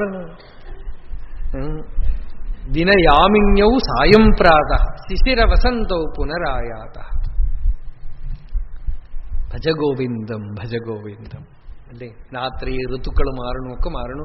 കുറെ കഴിയുമ്പോ എന്തായി? നമ്മൾ നോക്കുമ്പോ വയസ്സായിരിക്കണം, നടക്കാൻ വയ്യ, ജീവിക്കാൻ വയ്യ, നമ്മളുടെ കാലം പോയി. അപ്പോ നരേന്ദ്രനാഥ് പറഞ്ഞു, ജീവിതത്തിനൊരു അർത്ഥമുണ്ട്. ഇവിടെ പഠിക്കുകയും ജീവിതത്തില് മുഖ്യമായ അംശമൊക്കെ തന്നെ സ്കൂളിൽ പഠിച്ചു, കോളേജിൽ പഠിച്ചു, റാങ്ക് വാങ്ങിച്ചു, എ ഗ്രേഡ് വാങ്ങിച്ചു, ഡിസ്റ്റിങ്ഷൻ വാങ്ങിച്ചു, അവസാനം എഞ്ചിനീയറായി, ഡോക്ടറായി, അവസാനം ഏതെങ്കിലും ഒരു ജർമ്മൻ കമ്പനി, അമേരിക്കൻ കമ്പനിക്ക് പണിയെടുക്കാൻ പോയി. രാവുമില്ല പകലുമില്ല. അവരുടെ അതിൻ്റെ ഉള്ളിൽ നിന്ന് പുറത്തേക്ക് വരുമ്പോഴേക്കും ജീവനില്ലാതായി. പിഴിഞ്ഞെടുത്ത ചക്ക പോലെ, ചാറെടുത്ത ചക്ക പോലെ. ഇതിനാണോ ജീവിതം? അല്ല, ഇതിൽ കൂടുതൽ വല്ല അർത്ഥമുണ്ടോ എന്ന് ചോദിക്കുമ്പോൾ ശൂന്യത മുമ്പില്. കല്യാണം കഴിക്കുന്ന കുട്ടി അതെല്ലാവരും ചെയ്യുന്നുണ്ട് അല്ലേ? ആരാ ചെയ്യാത്തത്? ദേവതകളൊക്കെ ചെയ്തു, ഋഷികൾ ചെയ്തു, എല്ലാം ചെയ്തു. പക്ഷെ അതൊക്കെ പ്രകൃതി ധർമ്മമാണ്, അതൊക്കെ നടക്കും. അത് കഴിഞ്ഞിട്ട് ഇതൊക്കെ കഴിഞ്ഞാൽ പിന്നെ ഒരു കാലത്ത് റിട്ടയർ ആയി കഴിഞ്ഞു, പിന്നെ ഒരു പർപ്പസും ഇല്ല. ശൂന്യത മുമ്പില്. ആ ശൂന്യതയെ കാരണം എന്താണെന്ന് വെച്ചാൽ ഹയർ പർപ്പസ് ലൈഫിനില്ല. അധ്യാത്മജ്ഞാനം എന്ന് പറയുന്ന ഒരു ലക്ഷ്യമില്ല, ഭഗവത് സാക്ഷാത്കാരം എന്ന് പറയുന്ന ഒരു ലക്ഷ്യമില്ല, ഭക്തി എന്ന് പറയുന്ന ഒരു ലക്ഷ്യമില്ല, ജ്ഞാനം എന്ന് പറയുന്ന ഒരു ലക്ഷ്യമില്ല. ഇവിടുത്തെ മെറ്റീരിയലിസ്റ്റിക് ആയിട്ട് മാത്രമാണ് ലക്ഷ്യമെങ്കിൽ എത്ര കാലത്തേക്ക് കൊണ്ടുപോകാൻ പറ്റും? എവിടെ ശാന്തി ഉണ്ടാവും, ആനന്ദം ഉണ്ടാവും? അതുകൊണ്ട് at last I slept because there is purpose for life. ആ പർപ്പസ് എന്താ? ഭഗവത് സാക്ഷാത്കാരം നേടാനൊക്കും, ഈശ്വര അനുഭൂതി നേടാനൊക്കും, ഭഗവത് സാക്ഷാത്കാരം നേടാനൊക്കുമെന്ന് അറിയുമ്പോ ഈ ജീവിതം എന്ന് പറയുന്ന പ്രഹേളികയ്ക്ക് നമ്മൾ എന്തോ ഒരു ലക്ഷ്യം കണ്ടു, ഒരു സന്തോഷം ഉണ്ടായി. ഈ ലക്ഷ്യം കണ്ടവരും ഇത് കാണാത്തവരും, ഈ രണ്ടു കൂട്ടരേ ലോകത്തിലുള്ളൂ. ഈ ലക്ഷ്യം കാണാത്തവർ ബഹുഭൂരിപക്ഷം. അന്ധേനൈവ നീയമാന യഥാന്ധാഹ. ഇങ്ങനെ ഒരു ലക്ഷ്യമുണ്ട് എന്നറിഞ്ഞ് സീരിയസ് ആയിട്ടുള്ളവർ. സത്സംഗത്തിലും ഈ രണ്ടു കൂട്ടരുണ്ട്. ചിലര് ഇവിടെ ഭഗവത്ഗീത പറയണം, എങ്ങനെ പറയണമെന്ന് നോക്കാം എന്ന് പറഞ്ഞു വരുന്നവർ. അവരുടെ ശ്രവണത്തിന്റെ സ്വഭാവം വേറെ. ഇങ്ങനെ ഒരു ലക്ഷ്യമുണ്ടെന്ന് അറിഞ്ഞു കഴിയുമ്പോൾ ശ്രവണത്തിന്റെ ക്വാളിറ്റി തന്നെ മാറിപ്പോകും. ആ ലക്ഷ്യത്തിനെ അറിഞ്ഞു, പിന്നെ ആ ലക്ഷ്യത്തിനെ സാക്ഷാത്കരിക്കാനായിട്ട് ജീവിതം വ്രതമെടുക്കുകയാണ്. ഏവം വ്രത, ജീവിതം വ്രതമെടുക്കുകയാണ്. ഈ സത്യം അറിയണം, ഇത് സാക്ഷാത്കരിക്കണം. അഥാതോ ബ്രഹ്മജിജ്ഞാസ. അപ്പോഴാണ് ഭഗവത് തത്വത്തില് ഒരു ജിജ്ഞാസ ഉണ്ടാവുന്നത്. ഇത്രയൊക്കെ വന്ന ആൾ മഹാധന്യനാണ്. അയാളെക്കാളും വലിയൊരു ധന്യൻ, മഹാഭാഗ്യവാൻ ആരുമില്ല. കാരണം ഈ ഒരു ലക്ഷ്യം ഉണ്ടെന്ന് അറിഞ്ഞു, ഇത് സാക്ഷാത്കരിക്കണമെന്നറിഞ്ഞു, ജീവിതം മധുരമായിട്ട് മധുരിക്കാൻ തുടങ്ങും അവിടുന്ന്. അതാണ് ഭക്തി, ഭാവന. അപ്പോഴാണ് ഈ ഭാവനയ്ക്കൊക്കെ തോന്നണത് നമുക്ക് മഹാപുരുഷന്മാരുടെ ജീവിതവും ധ്യാനവും അവരുടെ സുഖവും സമാധിയും ഒക്കെ നമ്മളുടെ ഉള്ളിൽ വരും. നമുക്ക് എക്സ്റ്റസി വേണം ലൈഫിൽ. ആ എക്സ്റ്റസി, ഹയർ എക്സ്റ്റസി കൊടുത്തിട്ടില്ലെങ്കിൽ, സമാധി സുഖത്തിന്റെ രസാനുഭവം നമ്മുടെ ഭാവനയിൽ വന്നിട്ടില്ലെങ്കിൽ നമുക്കറിയുന്നത് ഈ സിനിമയിലുള്ള എക്സ്റ്റസിയും ത്രില്ലും ഒക്കെയാണ്. അതൊക്കെ വേണ്ടാന്ന് പറഞ്ഞ ആളുകൾക്ക് പോവാതിരിക്കാൻ പറ്റില്ല. കാരണം അത് നമ്മളുടെ മുമ്പിൽ കാണുന്ന ഫാക്റ്റാണ്. അതിനേക്കാളും വലിയ ഒരു ഭാവമണ്ഡലം ഉള്ളിൽ കണ്ടു കഴിയുമ്പോൾ, ആ രസാനുഭവം ഉള്ളിൽ കണ്ടു കഴിയുമ്പോൾ പതുക്കെ ஊர் சுற்றுளம் விடாது உன்னை கண்டு அடங்கிட உன் அழகை காட்டு என்ன அருணாச்சல. பகவானோட அழகை பார்த்துட்டா லோகத்தில் இருக்கிற அழகெல்லாம் புளிச்சு போயிடும். பகவான்ல இருக்கிற சுகத்தை பார்த்துட்டானா லோகத்தில் இருக்கிற சுகமெல்லாம் புளிச்சு போயிடும். பூமேவ சுகம் நால்பே சுகமஸ்தி. அந்த பூமாவில தான் சுகம் இருக்கு, ஈஸ்வரன்ல தான் சுகம் இருக்கு, ஆத்மானுபவத்துல தான் சுகம் இருக்கு அப்படின்னு தெரிஞ்சுட்டு கொடுத்தானா அந்த சுகத்தோட ஒரு சின்ன ஒரு லவம். கோபஸ்திரீகள்லாம் பாகவதத்துல அதுதான் அவளுக்கு கிடைச்சது. அது விப்ருட் அப்படிங்கிறாவா பகவான். அந்த தேன் மதுரம் மாதிரி உன்னோட கதாசிரவணம் கொஞ்சம் கிடைச்சு கொடுத்தானா அவ மீதி இருக்கிறதுல இருக்கிற இன்ட்ரெஸ்ட் எல்லாம் போயிடுறது அவளுக்கு. எல் லப்த்வா புமான் மத்தோ பவதி ஸ்தப்தோ பவதி திருப்தோ பவதி ஆத்மாராமோ பவதி ந கிஞ்சித் வாஞ்சதே ந சோச்சதி நோத்சாஹி பவதி ந ரமதே. നാരദ ഭക്തി സൂത്രം. നാരദ ഭക്തി സൂത്രത്തിൽ നാരദൻ പറഞ്ഞു, ഏതൊരു അനുഭവം ഹൃദയത്തിൽ കിട്ടിക്കഴിഞ്ഞാൽ മത്തനാവണു, സ്തബ്ധനാവണു, ആത്മാരാമനാവുന്നു, വേറെ ഒന്നും ആഗ്രഹിക്കണില്ല, വേറെ കാര്യത്തിലൊന്നും അയാൾക്ക് ഉത്സാഹമില്ല. എല്ലബ്ധ്വാ പുമാൻ മത്തോ ഭവതി. മത്തൻ എന്ന് വെച്ചാൽ ഉന്മത്തൻ എന്നർത്ഥം, ഇൻടോക്സിക്കേറ്റഡ്. രാമകൃഷ്ണ പരമഹംസരെ കാണാൻ വന്നപ്പോ ഒരാള് നല്ല കള്ളുകുടിയനായിരുന്നു. അയാളുടെ ഭാര്യ ഒരുപാട് പ്രാർത്ഥിച്ചതിന്റെ ഫലമായിട്ട് രാമകൃഷ്ണദേവനെ കാണാനായിട്ട് വന്നു. ജനൽ കൂടെ നോക്കുമ്പോ ശ്രീരാമകൃഷ്ണദേവൻ ബ്രഹ്മമയി ബ്രഹ്മമയി എന്ന് പറഞ്ഞുകൊണ്ട് ഇങ്ങനെ നർത്തനം ചെയ്യാം. ആ ഉള്ളിൽ ഉണ്ടാവുന്ന ആനന്ദത്തിൽ അങ്ങനെ ആറാടി ഇങ്ങനെ. അപ്പൊ ഇദ്ദേഹം അങ്ങനെ ജനൽ കൂടെ നോക്കിയിട്ട് പറഞ്ഞു, നമ്മളുടെ ആള് തന്നെ. പക്ഷേ ശരിക്കും ഇയാൾ അത്രയ്ക്ക് കണ്ട് പ്രാകൃതമായി ചിന്തിച്ച് അവിടെ ഒരു പണിക്കാരനുണ്ടായിരുന്നു. അയാളുടെ അടുത്ത് ചോദിച്ചു, ഈ ഠാക്കൂർ എന്ന് പറഞ്ഞാൽ നമ്മളൊക്കെ ഇവിടെ ബ്രാഹ്മണരെ സ്വാമി എന്നൊക്കെ വിളിക്കണ പോലെ അവിടെ ചെന്ന് ചോദിച്ചു, ഈ ഠാക്കൂർ എന്താ കുടിക്കുന്നത്? ഞാനും കുറെ കാലമായിട്ട് നോക്കണു, ഇപ്പൊ ഇഫക്റ്റ് ഒക്കെ പോയിരിക്കണു, ഇപ്പൊ കിക്കൊന്നും കിട്ടണില്ല അത്ര. അപ്പൊ അതുകൊണ്ട് ഈ ഠാക്കൂർ എന്താ കുടിക്കണത്? ആ വേലക്കാരൻ ചിരിച്ചിട്ട് പറഞ്ഞു, നീ ഠാക്കൂറിന്റെ അടുത്ത് ചെന്ന് ചോദിക്കുന്നു. അപ്പൊ രാമകൃഷ്ണദേവന്റെ അടുത്ത് ചെന്ന് ചോദിച്ചു, നിങ്ങളെ നാടനാണോ വിദേശിയാണോ? രാമകൃഷ്ണദേവൻ പറഞ്ഞു, തനി നാട്ടുചെറുക്ക് ഒറ്റ പ്രാവശ്യം കഴിച്ചാൽ മതി, ജീവിതം മുഴുവൻ ഉന്മാദാണെന്നാണ്. വേണോ തനിക്ക്? എല്ലബ്ധ്വാപുമാൻ മത്തോ ഭവതി സ്തബ്ധോ ഭവതി ആത്മാരാമോ ഭവതി എന്നാണ്. ആത്മാവിൽ തന്നെ രമിക്കണു, മത്തനാവുന്നു, ഉന്മത്തനാവുന്നു. അതാണ് ശിവ ആനന്ദ ലഹരി അല്ലേ? സൗന്ദര്യ ലഹരി, ആനന്ദ ലഹരി, ആ ഭക്തിയുടെ ലഹരി. ഭക്തി എന്ന് വെച്ചാൽ ആത്മാനുഭൂതിയാണ്. ആത്മാനുഭൂതിയാണ് ഉത്തമ ഭക്തി. ഭഗവാനെ ഒരു രൂപത്തിൽ ധ്യാനിക്കുന്നതും ഭക്തി തന്നെ. അതൊക്കെ ഉപാസനാമണ്ഡലം ഞാൻ പറഞ്ഞല്ലോ, അതൊന്നും നിഷേധിക്കാൻ പാടില്ല. ആ ഉപാസനാമണ്ഡലത്തിൽ ഭഗവാനെ ഒരു രൂപത്തിലോ ഒരു ഭാവത്തിലോ ആരാധിക്കുമ്പോൾ ഏർപ്പെടുന്ന ഒരു ഭക്തിയുടെ ഒരു സുഖം. ശുദ്ധ ചൈതന്യസ്വരൂപനായ ആത്മസ്വരൂപനായ ഹൃദയത്തിലെ ഭഗവാനെ അനുഭവിക്കുമ്പോൾ ഏർപ്പെടുന്ന ആത്മാനുഭവത്തിൽ ഏർപ്പെടുന്ന പരാഭക്തി, അവിഛിന്ന ഭക്തി. ആ പരാഭക്തി ഹൃദയത്തിൽ ഏർപ്പെട്ട് കഴിയുന്നവൻ ധന്യനാണ്. അവൻ ഇരിക്കുന്ന സ്ഥലമൊക്കെ പവിത്രമാവും. കുലം പവിത്രം ജനനി കൃതാർത്ഥ വസുന്ധര പുണ്യവതീച്ചതേന് അപാര സത്യ സുഖ വാരിരാശോ പരയെ ബ്രഹ്മണി മജ്ജതി യസ്യ ചേതഃ. സൂതസംഹിത പറഞ്ഞു, കുലം പവിത്രം ജനനീ കൃതാർത്ഥ വസുന്ധര പുണ്യവതീ ച തേന.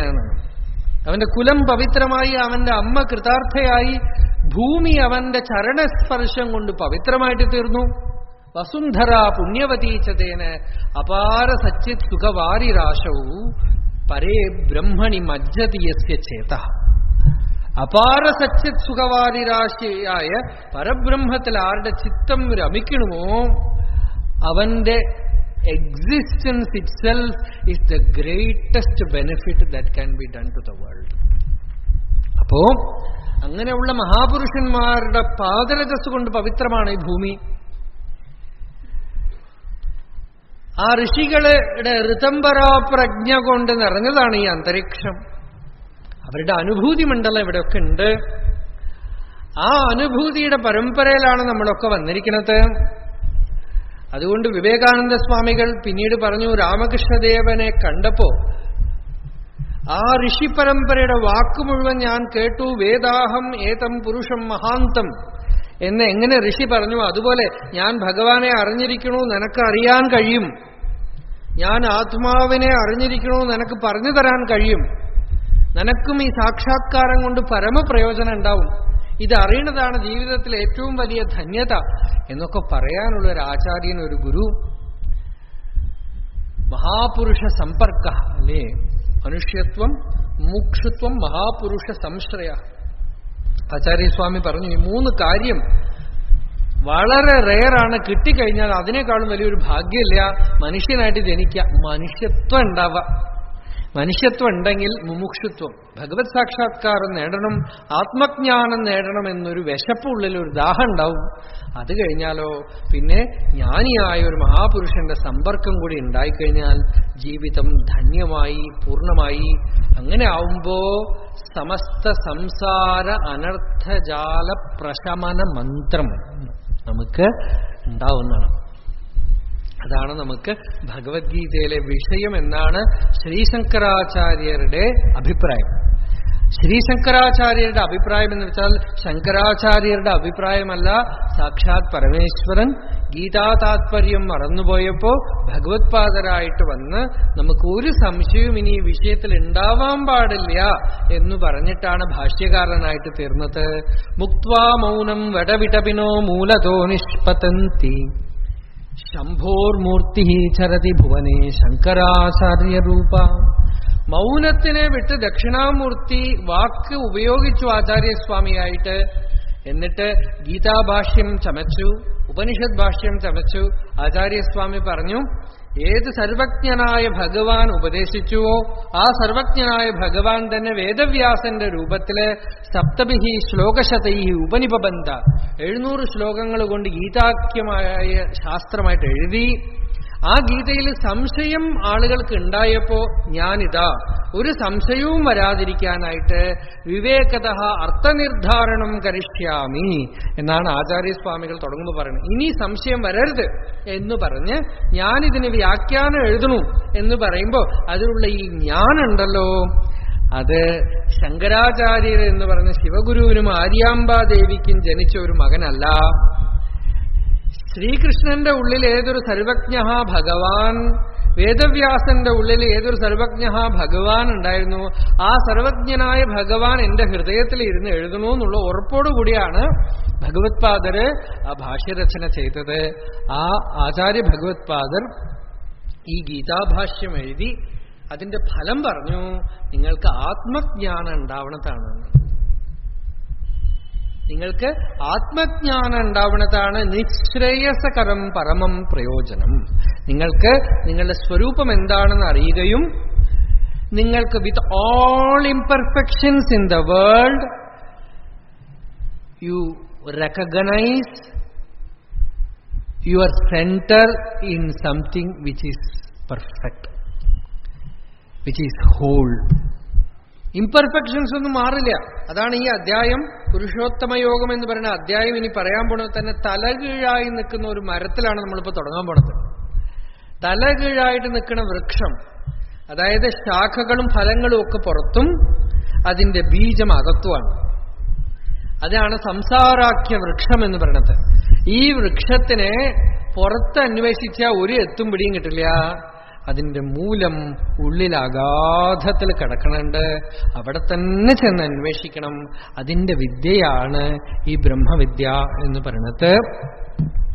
ഈ വിദ്യയെ ഈ വേദാന്ത പരമ്പര, ആർഷ പരമ്പര, ഋഷി പരമ്പര എങ്ങനെ പറഞ്ഞിരിക്കണോ, എങ്ങനെ അതിൽ ഉപാസന, കർമാനുഷ്ഠാന, ഉപാസന,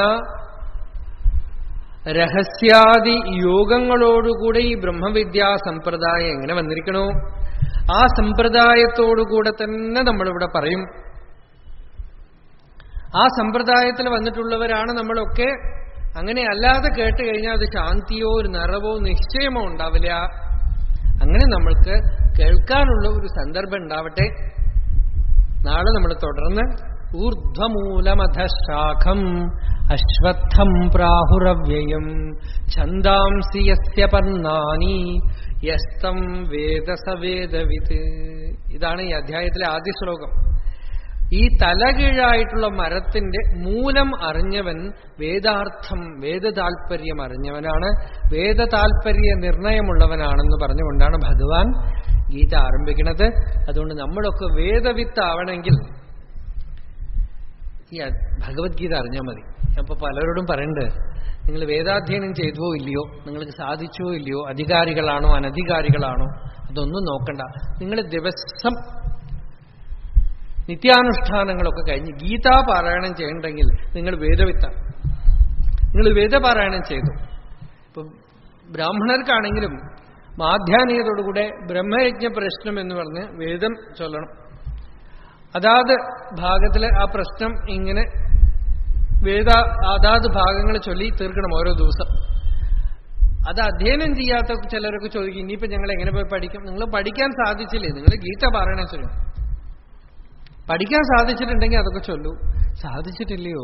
യസ്തം വേദ സവേദവിത്. ഭഗവത്ഗീത നിത്യപാരായണത്തിൽ വെക്കേണ്ടതാണ്. ആ നിത്യപാരായണം, നിത്യാനുഷ്ഠാനം, ഇതിന്റെ ഒരു സുഖം അറിഞ്ഞവന് ജീവിതത്തിൽ പിന്നെ സമയത്തിന്റെ കൊണ്ടുള്ള ഒരു കുഴപ്പമേ ഉണ്ടാവില്ല. ശാന്തി, ആനന്ദം, ഭക്തി. അതുകൊണ്ട് വേദപാരായണം പോലെ ഗീതാപാരായണം നിത്യപാരായണത്തിൽ ഉണ്ടാവണം. അത് പിന്നെ എല്ലാവർക്കും അതിൽ അധികാരമുള്ളതുകൊണ്ട് ഗീതാപാരായണത്തിൽ ഇനിയിപ്പോ ഇവരാണോ അവരാണോ പഠിച്ചോ പഠിച്ചില്ലോ ഒന്നും വേണ്ട. മനസ്സിലായിട്ടില്ലെങ്കിൽ പോലും പാരായണം ചെയ്യാം, അറിഞ്ഞിട്ടില്ലെങ്കിൽ പോലും പാരായണം ചെയ്യാ. പതുക്കെ പതുക്കെ ഭഗവാൻ ഉള്ളിൽ തോന്നിപ്പിച്ചോളും. ഭക്തി ഉണ്ടെങ്കിൽ ഹൃദയത്തിൽ അനുഭവം വരും. ഭക്തി ഉണ്ടെങ്കിൽ അന്തര്യാമിയായ ഭഗവാൻ നമുക്ക് ഉള്ളിൽ തന്നെ ഗുരുവായിട്ടിരുന്ന് പറഞ്ഞു തരും. ഇനിയിപ്പോ പുറമേക്ക് നമുക്കൊരു ആചാര്യൻ വേണമെങ്കിലും ഭഗവാൻ വഴി കാണിച്ചു തരും. എല്ലാവർക്കും ഉള്ളിൽ അന്തര്യാമിയാണ് വഴികാട്ടി. ആ അന്തര്യാമി തന്നെ വഴി കാണിച്ചു തരും. അതുകൊണ്ട് ഗീതാപാരായണം എന്നുള്ളത് വളരെ മുഖ്യമാണ്. നാളെ നമ്മൾ ഈ അധ്യായത്തിൽ പ്രവേശിക്കുകയാണ്. ഇന്ന് നമ്മളൊരു ഇൻട്രഡക്ഷൻ മാത്രമാണ് ചെയ്തത്, ഒരു പ്രിഫേസ് പോലെ. നാളെ ഇതിൽ പ്രവേശിക്കണുള്ളൂ, ഈ അധ്യായത്തിലേക്ക് പ്രവേശിക്കണുള്ളൂ. ഇത് വളരെ വളരെ ഗഹനമായ അധ്യായമാണ്. ഈ അധ്യായത്തിന്റെ പ്രയോജനം സംസാരം എന്ന് പറയുന്ന വൃക്ഷത്തിനെയാണ് ചിത്രീകരിക്കുന്നത്. അട്ടർ കൺഫ്യൂഷനാണ് നമ്മൾ പുറത്തു നോക്കിക്കൊണ്ടിരുന്ന ലോകത്തില്. ഇതിലൊരു നിലനിൽപ്പില്ല, ഒരു നിലയുമില്ല, ഒരു നിൽപ്പില്ല. നില ആത്മാവിലേ ഉള്ളൂ, നിൽപ്പ് അവിടെയാണ് വേണ്ടത്. ഈ നിലയില്ലാത്ത ബാഹ്യപ്രപഞ്ചത്തിൽ നിങ്ങൾ നിൽക്കാൻ ശ്രമിച്ചാൽ നിൽക്കാൻ പറ്റില്ല, അത് പോയിക്കൊണ്ടേയിരിക്കും. അതുകൊണ്ട് നിലയുള്ളതിനെ കണ്ടുപിടിച്ചിട്ട് നിന്നാലേ നിലനിൽപ്പുള്ളൂ, എക്സിസ്റ്റൻസ് ഉള്ളൂ. ആ ഇരുപ്പാണ് നമ്മളുടെ സ്വരൂപം എന്ന് പറയുന്നത്, നമ്മളുടെ യഥാർത്ഥ സത്ത എന്ന് പറയുന്നത്. ശരീരമോ മനസ്സോ പ്രപഞ്ചമോ ഇതിനൊന്നും ആശ്രയിച്ച് ആർക്കും സമാധാനത്തോടെ ഇരിക്കാൻ പറ്റില്ല. ശാരീരിക ശാസ്ത്രങ്ങളെ ആശ്രയിച്ച് സമാധാനം ഉണ്ടാവില്ല, ഭൗതിക ശാസ്ത്രങ്ങളെ ആശ്രയിച്ച് സമാധാനം ഉണ്ടാവില്ല, സൈക്കാട്രി മുതലായ മാനസിക ശാസ്ത്രങ്ങളെ ആശ്രയിച്ച് സമാധാനം ഉണ്ടാവില്ല. വെറും മാറ്ററിലുള്ള സെറിബ്രൽ മാറ്ററിനെ ആശ്രയിച്ചുകൊണ്ട് സമാധാനമായിട്ടിരിക്കാൻ പറ്റില്ല. ഉറക്കം, ലയം മുതലായ തൽക്കാലത്തേക്ക് ഒന്നും അറിയാതിരിക്കുക, അങ്ങനെ മറന്നിരിക്കുക, അങ്ങനെയും സമാധാനമായിട്ടിരിക്കാൻ പറ്റില്ല. കാരണം എപ്പോഴെങ്കിലുമൊക്കെ നിങ്ങൾ ആ ലയത്തിൽ നിന്ന് ഉണരും. അതുകൊണ്ട് മറവി, ആവരണമോ ബുദ്ധിയോ മനസ്സോ ശരീരമോ പ്രപഞ്ചമോ നിലയില്ലാത്തതാണ്.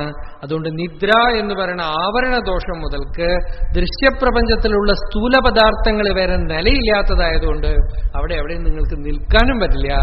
അതുകൊണ്ട് ദൃശ്യപ്രപഞ്ചത്തിൽ നിന്നും ഇന്ദ്രിയങ്ങളിലേക്കും, ഇന്ദ്രിയങ്ങളിൽ നിന്നും മനസ്സിലേക്കും, മനസ്സിൽ നിന്നും ബുദ്ധിയിലേക്കും, അവിടെ നിന്നും ഈ ആവരണത്തിലേക്കും, അതിനും പുറകിലുള്ള നിലയിലേക്ക്, ആത്മാവിലേക്ക്, സ്വരൂപത്തിലേക്ക്, നമ്മളുടെ സ്വസ്വരൂപത്തിലേക്ക്, നിത്യശുദ്ധ ബുദ്ധമുക്ത സ്വഭാവമായ ചൈതന്യത്തിൽ ചെന്ന് നിൽക്കണം.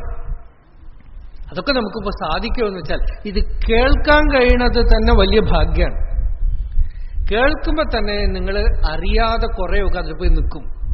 അങ്ങനെ കുറെയൊക്കെ നിൽക്കുന്നത് കൊണ്ടാണ് നിങ്ങൾ 1-1.5 മണിക്കൂറൊക്കെ എന്റെ മുമ്പിൽ ഇരുന്ന് തരുന്നത്. അത് നിങ്ങളെ അറിയാതെ കുറച്ചൊക്കെ നിൽക്കുന്നത് കൊണ്ടാണ് എന്റെ മുമ്പിൽ ഇരുന്ന് തരുന്നത്. പതുക്കെ പതുക്കെ പതുക്കെ നിങ്ങൾക്കിതിന്റെ മാധുര്യം ഹൃദയത്തിൽ കിട്ടിത്തുടങ്ങുമ്പോ നിലയിൽ നിൽക്കാൻ നിങ്ങൾ പഠിക്കും. അങ്ങനെ നിലയിൽ നിന്ന ആളുണ്ടല്ലോ, നിലയ്ക്ക് നിന്നാ മലയ്ക്ക് സമം എന്നോട് പറയും. അതെന്താന്ന് വെച്ചാൽ നിലയ്ക്ക് നിന്നാൽ അവൻ അരുണാചല സ്വരൂപമാണെന്ന് അർത്ഥം. അവൻ മലയ്ക്ക് സമം എന്നുവെച്ചാൽ അരുണാചല സ്വരൂപമാണ് അവൻ എന്നർത്ഥം. അങ്ങനെ നിലയിൽ നിன்றான் തോற்றம். തിരുക്കുറലിൽ ഒരു കുറലുണ്ട്, ഉള്ള അടങ്ങിയിരുന്ന് നിലയിൽ നിன்றான் തോற்றம் മലയിലും മാണപ്പെരിത് அப்படின்னு என்ன ஒரு குரல். அந்த குரல் எனக்கு വിട്ടുപോയി. തന്റെ സ്വരൂപത്തിനെ അറിഞ്ഞ് ആ നിലയിൽ നിൽക്കണവനുണ്ടല്ലോ, അവനെ കാണുന്നത് തന്നെ മലയിലും ആണ് പെരുത്ത്. തിരുക്കുറൽ മലയെ കാണുമ്പോ മല, സമുദ്രം, ആകാശം ഇതൊക്കെ കാണുമ്പോൾ ഒരു സുഖം ഉണ്ടാവും അല്ലേ? രമണ മഹർഷിയെ കണ്ടിട്ട് അങ്ങനെ ഒരു പോയിട്ട് എഴുതി, he is beautiful, beautiful not like a person, but is beautiful like a mountain, beautiful like tree, beautiful like river, beautiful like ocean, because you can see it every time and every time it is fresh, it is new. അപ്പൊ ആധ്യാത്മികതയുടെ സൗന്ദര്യം എന്ന് പറയുന്നത് അതാണ്. മലയുടെ സൗന്ദര്യം പോലെ, കടലിന്റെ സൗന്ദര്യം പോലെ, സൂര്യോദയത്തിന്റെ സൗന്ദര്യം പോലെ, സൂര്യാസ്തമനം അല്ലേ, അത് ഇന്നലെ കണ്ടതാണെന്ന് തോന്നില്ലല്ലോ. ഇന്നലെ കണ്ട സീരിയൽ നിങ്ങൾ 10 ദിവസം അടുപ്പിച്ച് ഒരേ സീരിയൽ കാണുമോ? ഒരേ സിനിമ നിങ്ങൾ എത്ര പ്രാവശ്യം കാണും? ഒരേ പേപ്പർ നിങ്ങൾ എത്ര പ്രാവശ്യം വായിക്കും? പക്ഷെ ഒരേ സൂര്യനാണ് അനാദികാലമായി ഉദിച്ചുകൊണ്ടിരിക്കുന്നത്. ഓരോ ദിവസം മുമ്പിൽ ചെന്ന് നിൽക്കുമ്പോ ആ ദിവ്യ ജ്യോതി, തേജോമയമായ സുവർണ വിഗ്രഹം കിഴക്കുദിക്കുന്നത് കാണാൻ കിട്ടുന്ന ഒരു ഭാഗ്യവാന്മാരാണ് അല്ലേ? ആ സമയത്ത് കിടന്നുറങ്ങുക എന്നുള്ളതാണ് മഹാപാപം, ഭാഗ്യഹീനത. എന്ത് പറയാ? ആ സുവർണ ജ്യോതി ആ സമയത്ത് നിങ്ങൾ ഈ ടിവിയിൽ വെളിച്ച വർത്തമാനം കേട്ടുകൊണ്ടിരിക്കരുത്. ആ സമയത്ത് സുവർണ ജ്യോതി എന്ന് വേദം പറയണം. രാവിലെ കണ്ടിട്ടില്ലെങ്കിൽ വൈകിട്ടെങ്കിലും സന്ധ്യാകാലത്തില് സന്ധ്യാരംഭ വിജൃംഭിതം ആ സുവർണ തേജസ്സോടുകൂടെ സന്ധ്യാകാലത്തുള്ള ജ്യോതിസുണ്ടല്ലോ, അതിനെ കാണണം. ഹിരണ്യവർണം. അത് കണ്ട മനസ്സ് ശാന്തവും. സൂര്യോദയവും സൂര്യാസ്തമനവും സന്ധ്യാകാലത്തിന് പ്രാതസന്ധ്യ, സായം സന്ധ്യ മുടക്കാതെ നിങ്ങൾ സന്ധ്യാവന്തനൊന്നും ഇല്ലാത്തവരാണെങ്കിലും ആ പ്രാതസന്ധ്യ, സായം സന്ധ്യ കണ്ടുകൊണ്ടിരുന്നാൽ തന്നെ മനസ്സ് ധ്യാനയോഗ്യമാവും. അതുപോലെയാണ് മഹാപുരുഷന്മാരുടെ നിലയും സത്സംഗം എന്ന് പറയുന്നത്. അതുകൊണ്ട് നാളെ നമ്മൾ ഈ അധ്യായത്തിലേക്ക് പ്രവേശിക്കാം. ഇന്നിപ്പോ നമ്മൾ ഒരു ആമുഖം മാത്രമേ ചെയ്തുള്ളൂ, ഒരു ഇൻട്രഡക്ഷൻ മാത്രമേ ചെയ്തുള്ളൂ. നാളെ നമ്മൾ വിഷയത്തിലേക്ക് പ്രവേശിക്കാം. സർവേപി സുഖിനഃ സന്തു സർവേ സന്തു നിരാമയാഃ സർവേ ഭദ്രാണി പശ്യന്തു മാ കശ്ചിത് ദുഃഖഭാഗ് ഭവേത് യതോ മമാത്മാ ഭവസി ത്വമേവ തതോ ന വാച്യം മമ കിഞ്ചിദസ്തി യഥാ തവേഷ്ടം കുരു മാം തഥൈവ ത്വാം ആത്മനാഥം രമണം.